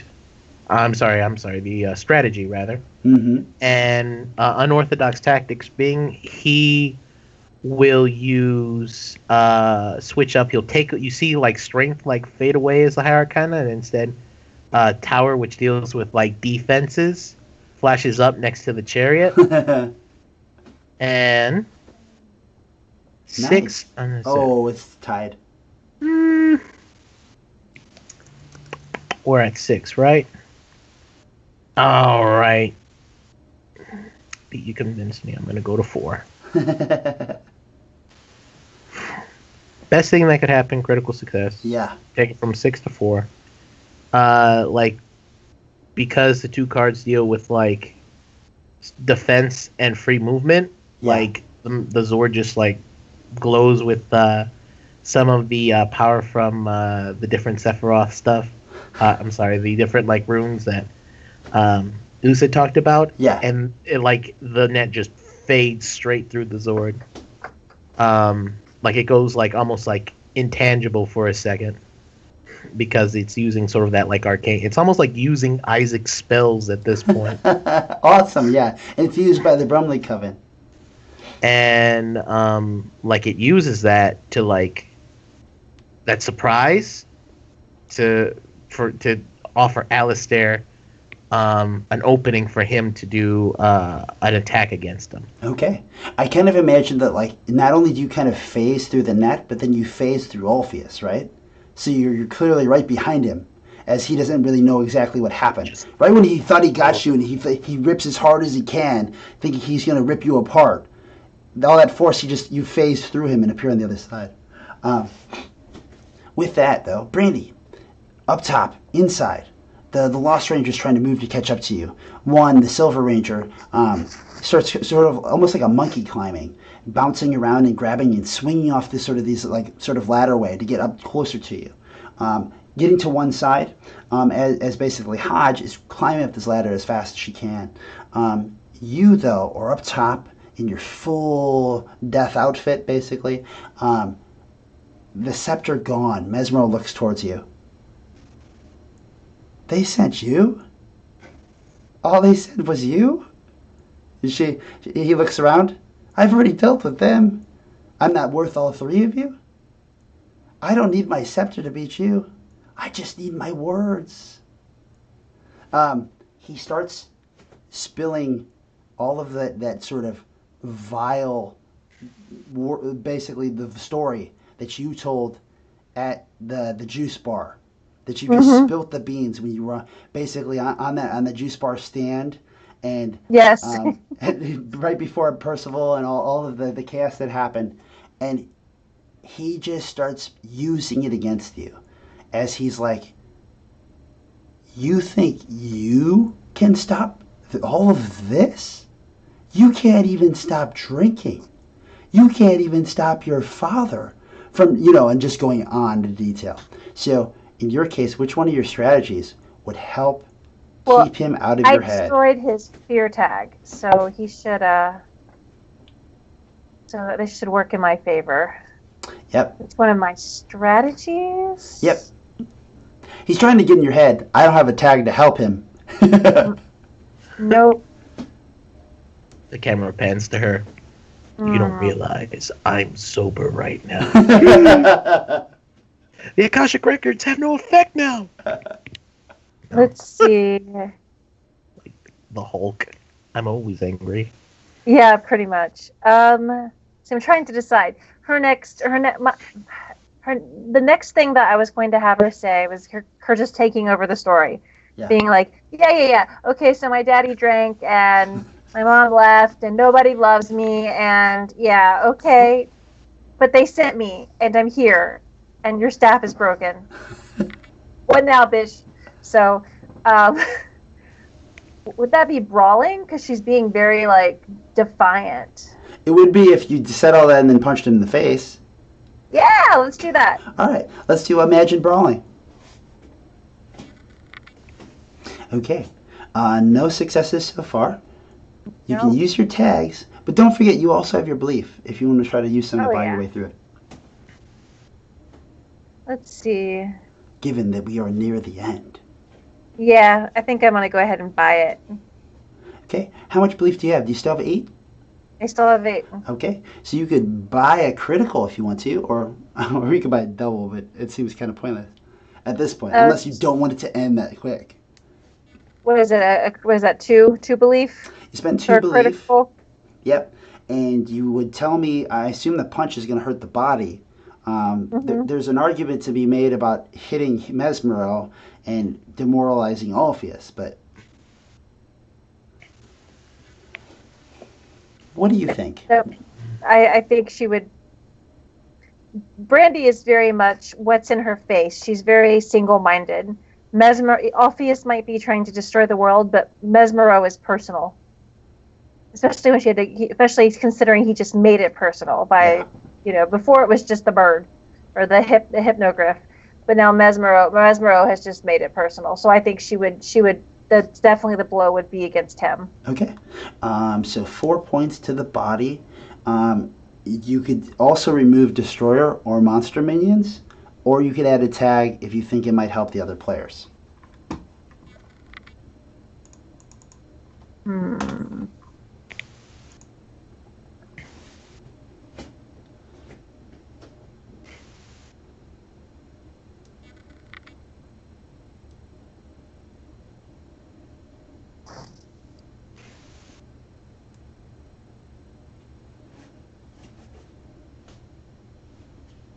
If it's hard to figure, it's always probably better to take one away unless you have a good idea.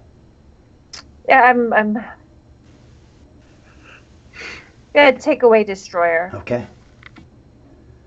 Without Mesmero to guide Orpheus, he is just one giant monster, not armed with the Akashic records. Not even under the control of Mesmero necessarily anymore. Okay. With that, what kind of a punch is it? Is it like an uppercut or a right hook? Does it knock him off of his stand? It's a right hook, and it definitely just throws him off his feet. As he goes flying, falling 4 stories down. This is impossible. Inconceivable. Thud, bull. Why 4? Boom. Story. He's just unconscious, laid out on the bottom. With the other 2 Lost Rangers looking towards you and looking towards him, realizing that they didn't even get there in time before you dealt with Mesmero. Inconceivable. And just for fun, a couple sparks fly. Just at the end, almost like a fart that comes out from Mesmero. Back at Orpheus, Alistair, you're given this moment of clarity where somehow, unbeknownst to you, Isaac must have programmed some kind of like ethereal phasing thing that is well beyond the science competition's level of science. But this happened and gave you a moment where you're right behind Orpheus. Orpheus has this sort of garrote wire net, but is just beginning to turn his head. What do you do? As I'm approaching from behind, there's a thing.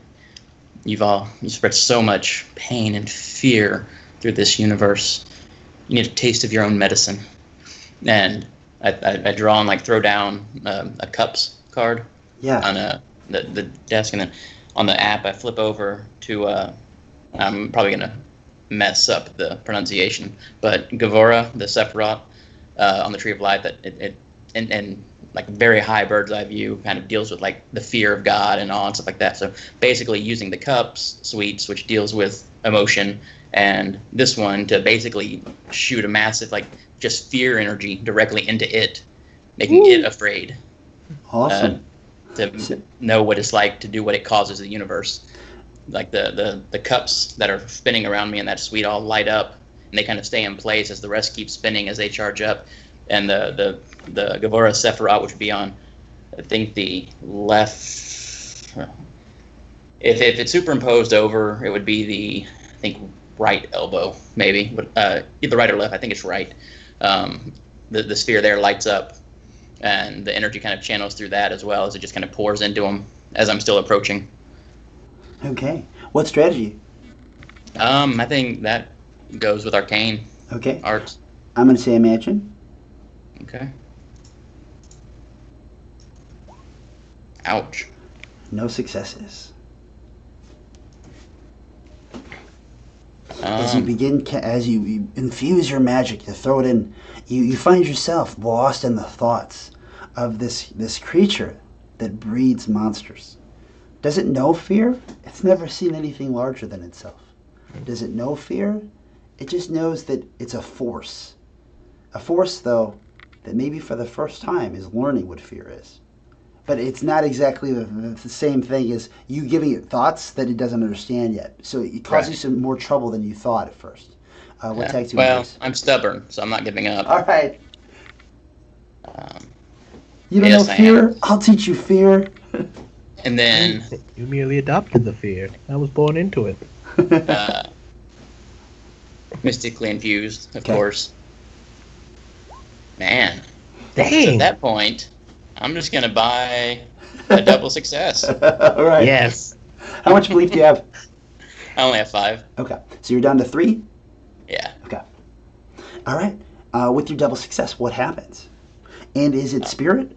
I imagine spirit, right? I think it'd be spirit. Yeah, the energy like from the that's been building up in the cup suites behind me, like just unload and like, fire down as the energy from the glowing Sephiroth kind of transfers up and basically becomes like eye beams and also like fire down onto it because I am still smaller than it. So say as I do this is when I'm coming in for like a landing on its backside or something. Awesome. Okay, what fear do you put in its mind?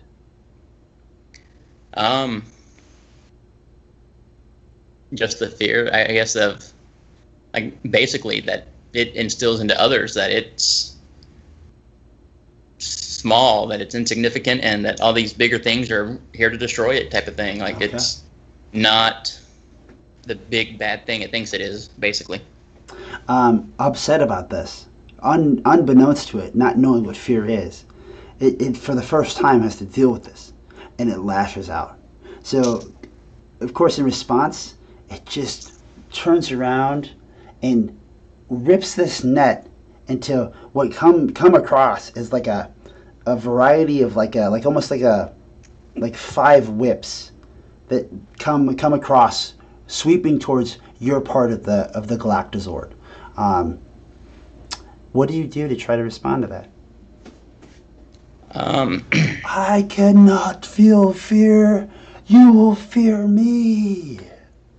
Just thinking back real quick to everything Isaac taught me about the systems and everything else, just try to activate the like propulsion system and launch off of his back basically and try to get over the lashing. Did you want me to get rid of monster minions or did you want to add a tag? Yeah, we can get rid of monster minions. Maybe the sense of fear makes it forget kind of what it can do. Sure. Okay. What strategy would help you here? With the eidetic memory. Gadgets. And trying to remember what I was taught by Isaac. I'd say imagine eidetic memory then. Okay. Ooh. 2 successes. I don't have any tags to hold against you. 2 successes. This is body, right? So in this case, what happens to it when it tries to attack you? How does it hurt itself? I think it's just lashing out blindly, and so as the whips come around, I kind of like push off of it, flying above it. They still keep going and whip around and strike itself, tearing off chunks of its outer hole or flesh or whatever it's made of. Okay. Brandy, inside? Mesmero's gone, but this globe, this orb that basically has, that Mesmero was using to control Orpheus, starts spinning, and almost like a black sort of, the black veiny substance which is the wall seems to like sort of lash out and grab onto it, almost like it had tentacles in some kind of an anime. And when they do, they wrap around it, and you can feel it just start pulsing like a heart. and something about it is very strange. It's possessive. It's it sort of reaches out to you, and this must be what it feels like when it wants to make monsters. As you feel something inside of you like want to change, like you feel like you want to like change in some kind of a molecular level. What strategy do you use to try to fight off? What internal fortitude do you use to fend this off? To not let it take you because you're a Power Ranger. Critical thinking. I mean, brawling. But if I punch it, I'm gonna touch it. So that's not good. Maybe. So I got making excuses, brawling, bad advice, and critical thinking. I can see a way that any one of those could be used. And thanks for the follow, whoever that was. Sorry, I blocked it with the map. Maybe.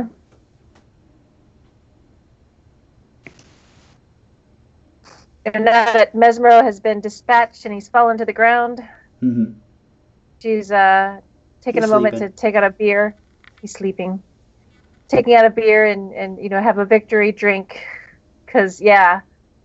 And when the orb starts pulsing and the tentacles start going, maybe she just, again, this is me trying to connect one of these to her mental fortitude. Yeah. Maybe she throws the beer bottle at it. There it goes. In which case, I feel like that would put brawling. Okay, She's just like, cool. oh hell no! I've seen enough hentai to know where this is going. Imagine, So that's epic. Imagine brawling.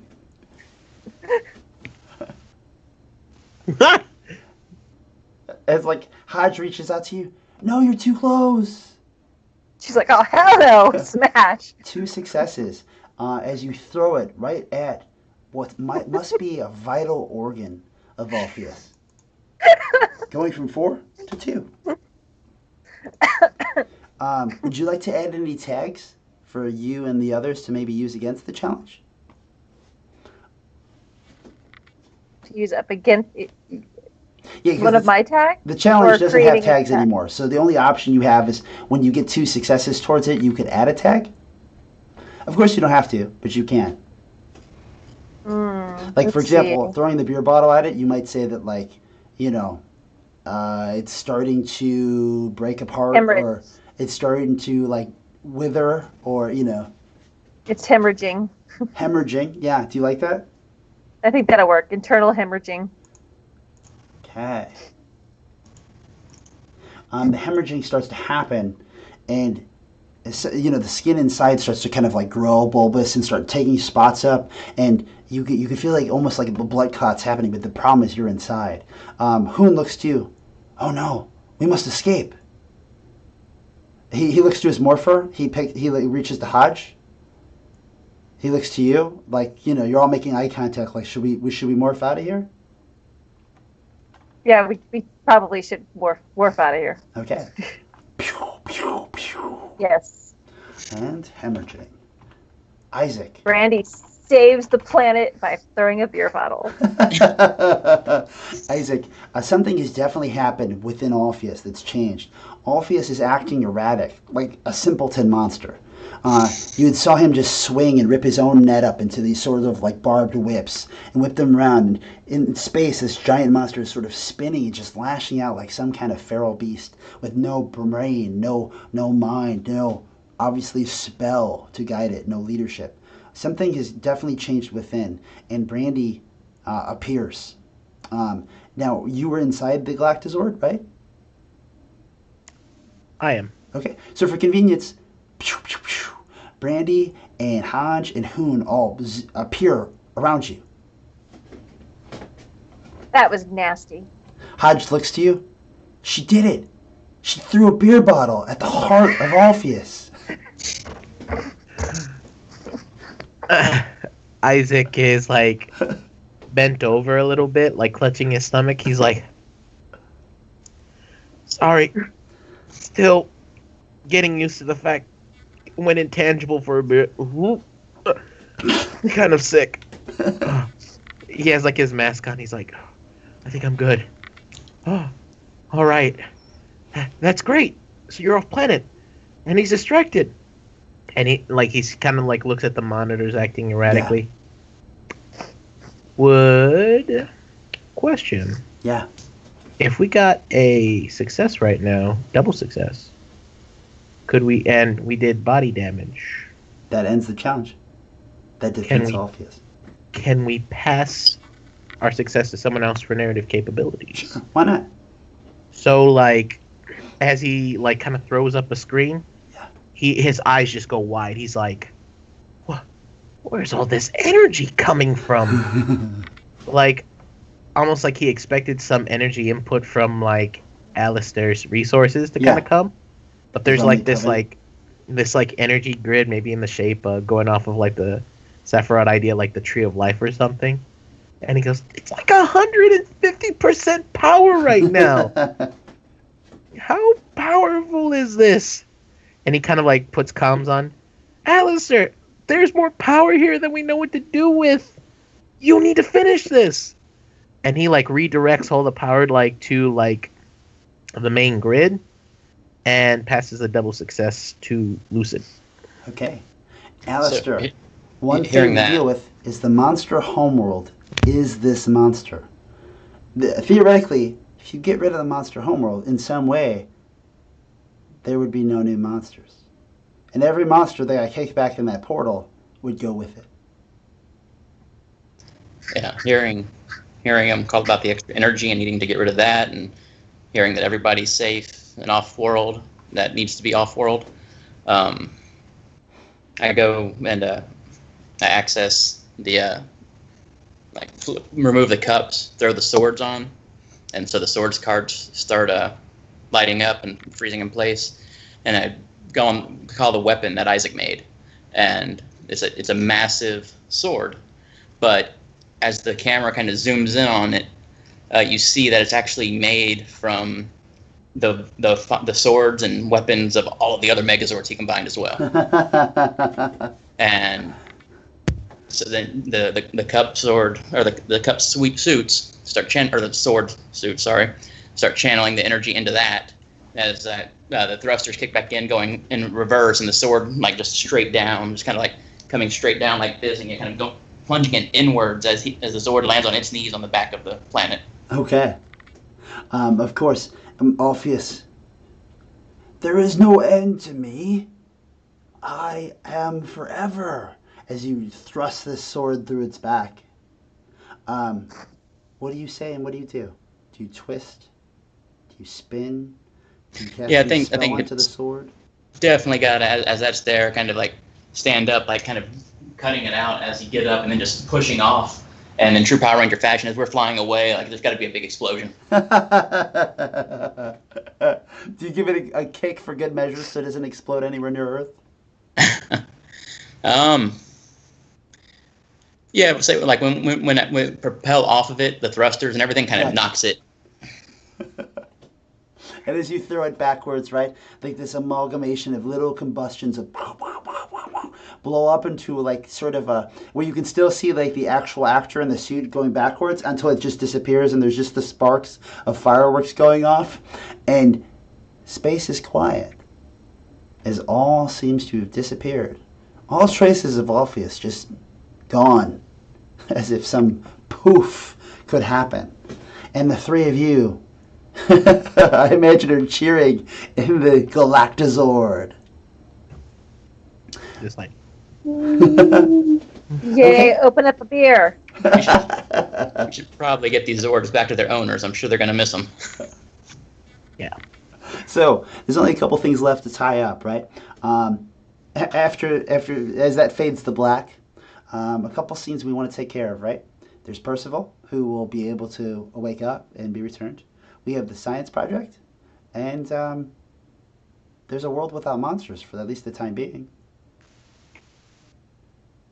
Who wants to take on what? What happens first? The science project. Returning back to school, just in the nick of time, the school normally would be, it would actually have been, yesterday would have been Friday, but since everyone turned into monsters, they forgot what day it is. So when everyone starts to revert back, you basically go back to school as if nobody even knows that anything happened. And the science project would happen in just another hour as you all race back to get to class, sit in your seats as people revert back to normal. And your science teacher, Mr. Lloyd, walking around the room as if nothing happened, is looking at people, inspecting people's projects, taking that little look under Isaac's covered up sheeted cover. It's looking good, Isaac. And it is sort of the same sort of crystal. But maybe he goes like, yeah, it's really awesome. My old science project was used for something, unfortunately. But I've been really interested in sort of the temporal effects it kind of had on the surrounding area. He goes into this long, kind of thing. And he goes, man, I think, though, it could do a lot of good, too, eventually. And he kind of, like, touches it. And it, like, kind of does some sparks or something. He's just like, but, man, I got a lot of work to do still. So he kind of like at the end of it would hopefully win, or maybe he loses to like a foam volcano. Like again, not again. It's the foam volcano. It's a showstopper. We'll give you a second to think about that and see if you want to change it or if you like the foam volcano win. What about Percival and the world without monsters? Lucid or Jessica, do you have something you want to do with either of those? It's probably like this peaceful moment as people realize, shoot, there's no monsters. I think I'd be trying to get Percival back to normal. So maybe a combination. And back at VHQ, Percival is in this containment unit, and he's clearly Tomberry is nearby, and when you get there, Tomberry looks around. Goes, he's just been gently prodding it with his finger. I think he's okay now. Maybe we should open it up. Of course, he says it in a much more robotic voice. Right. Well, we can try. Hopefully, he is. I'll get ready in case he's not. Okay. The Lost Ranger's there as well, and of course, Isaac or Brandy could be. As none of this has to happen in any specific order. Right. So, when it opens up, Percival. Slowly rises. Wow. It's so good to see you two as he looks to the others, the Lost Rangers. Hodge, Hoon, how did you get here? And even from the early times when you met him, Alistair, he obviously seems a lot more with it of, who he is than he did previously. A little more guarded and coveted before, which obviously had to do with like some form of amnesia or, mixed memory and stuff. What about the planet? If we're all here, then no one's there to protect the planet. As he kind of sits up spastically, realizing. Oh, yeah, we took care of that. And you? He looks to you. I knew you were a ranger, but he looks around. All of this. Which rangers are you? Guess we're called the Tarot Knights. We haven't really discussed it. It's we're kind of new at this. Brandy, is there anything? What happens to Brandy? Obviously, there is Bonnie, your AA sponsor, who will find you. Mm-hmm. Unfortunately, probably far too often, given there won't be as many monsters to face going forward. Brandy finally goes to AA. No, I think it would be like one of those moments where, like, if it were a movie, it would show.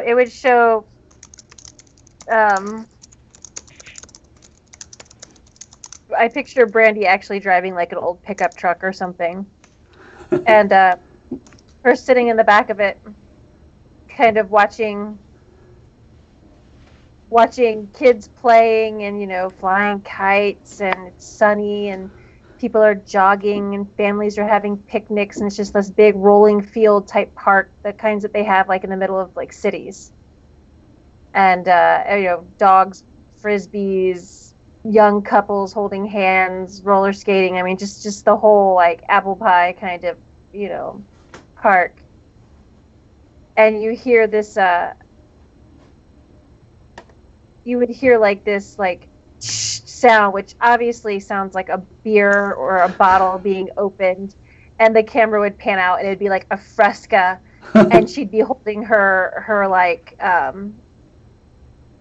30-day sobriety chip in the other hand or something, and just like one of those pans outs with like the music kind of going, no words or anything, just showing like the whole like happy, everything's at peace, everything's good, and somehow Brandy is holding her crap together. Any final thing that anyone wants to add? Yeah. As you know, Isaac is gonna go meet up with his friends. He's sort of dejected because he lost to the foam volcano. At least in your head, the Tom Berry is like, following you or like talking through your communicator. I mean, you saved the world. You were busy, and honestly, you made the universe's largest Megazord. I think that would have won the science fair. Yeah. Conversation, or are we like all linked on comms? I'm sure you're all linked. Yeah, but Tom Berry, guys, building Megazords doesn't pay the bills. And well, this is nice. Volcano guy, if you want me to. I mean, I'd like some recognition, something that, and maybe like, as he's kind of talking to you, he kind of like bumps into a guy, and the guy is like sort of in this like gray suit, and he's like, maybe he introduces himself, and he's from like an official-looking dude, and he's just like, oh, maybe he's like from the UN. Yeah. And he's just like, oh, I've heard some stories or something about some of your work, Mr. Oppenheimer. This last kind of rash, kind of invasion from space. I'm sure you realize, some what happened. Well, the UN is definitely interested in creating a sort of space patrol.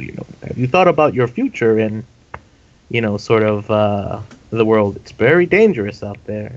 Maybe it kind of cuts after that. I don't know. So potential work in government. Nice. And Alistair, any final say? No. I mean, I think after the meeting up with the friends and everything else, it would just be him. Like, you see him, like, wearing, like, one of the official robes, walking into the coven and for a meeting and actually showing up. I imagine that you hear a little whisper in your head of your negative shade slowly returning. So, hey, I'm sorry. Can we still be friends? We'll go for pancakes later. Yeah, we'll go for pancakes later. Can I add to that a little bit? Of course, go for it. Maybe to help Lucid out, because he feels like maybe Lucid feels down. Isaac kind of goes there to kind of like cheer him up and like also register some of like the spells and stuff. Coven, that's awesome. But they just like, I'm gonna explain everything. Proceed. And somewhere around some building, out of some garbage can, there is a little purple sort of griffin-like face with two hypnotic eyes that peers its head around, looking around, wondering what it could do now, as there are no other monsters for it to work for. And as he's sitting there wondering, the wind blows a paper across his face. He pulls it off, and it's like an advertisement for the circus. Nice. And Monitor says, Isaac for leader of the UN Space Force. Oh, Monitor is so proud. Yeah, Monitor is so proud. So, last but not least, how we finish every Dream Chaser game, let's hear the gratitude. Think for a minute. So, everything Zord related that Isaac did. All the descriptions and the way they all came together and everything. He was the architect. To both of, to everybody here for finishing what I thought was a very entertaining campaign. And, of course, everyone who watched, especially everyone who talked on the Twitch channel. They are amazing as well. Yay, Monitor. course, Yeah. thank you for all of your patience while my computer flipped out and then my phone service went a little weird because I used the Skype on my phone, which now I'm actually using Wi-Fi on my phone because yeah. So again, thanks for all of the patience because I know that's got to be a real pain in the butt. And thanks for not calling me out when I was obvious I had missed something because I was messing with my connection, and I'm like, no, I totally don't know, but yeah. But in general, yeah, all of the Zords, I just love the friggin' backwoods swamp critter Zords. Those are just amazing, and I think that was might have been my favorite part. We learned how much you knew about possums. Yeah, I know. I'm originally from Florida, and not like sunny beaches, Florida. Everybody hears Florida and they think sunny beaches. No, I grew up on like swampland. Like when I left in the mornings to go to the bus stop, you could hear the bull gators making their nice little "Hey baby, come here" noises in my backyard somewhere, out into the swamp, and it was as real as you can get without actually like living on the bayou. So yes, I know lots about possums. But I almost called it the Bayou Megazord, but then I'm like, no, we gotta stick The with Bayou cards. Megazord, that's awesome. that would have been cool. But no, definitely everything Zord related, and giving my poor character the chance to actually do something right. You had to use some good ones at the end.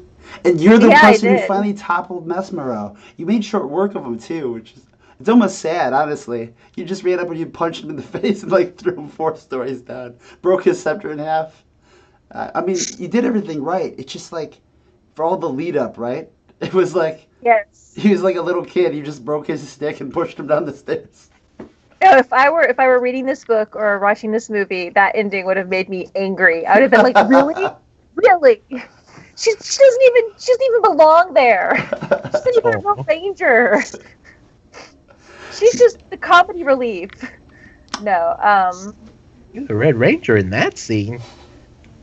They like everyone's like, oh, they're doing the action out there, but Jean-Luc Picard's like fighting the Borg inside the like central zone. All right, no, I Kate. think all of it was good though. Good. Well, I want to thank you all. Thank you, Lucid. Thank you, Pedro. Thank you, Jessica. Thank you for playing the longest Dream Chaser campaign we've had yet on Twitch. We're going to go on hiatus here for a little bit as my wife is expecting, and I don't know how long of a campaign we can have because I will soon be a Dream Chaser myself as I try to get enough sleep. So I imagine you'll see us again in the not too distant future, but we're going to close shop for a little while. So thank you for watching. Thank you for following. I hope you enjoyed Free the Lost Power Rangers. And, oh, duh, we need the goodbye screen.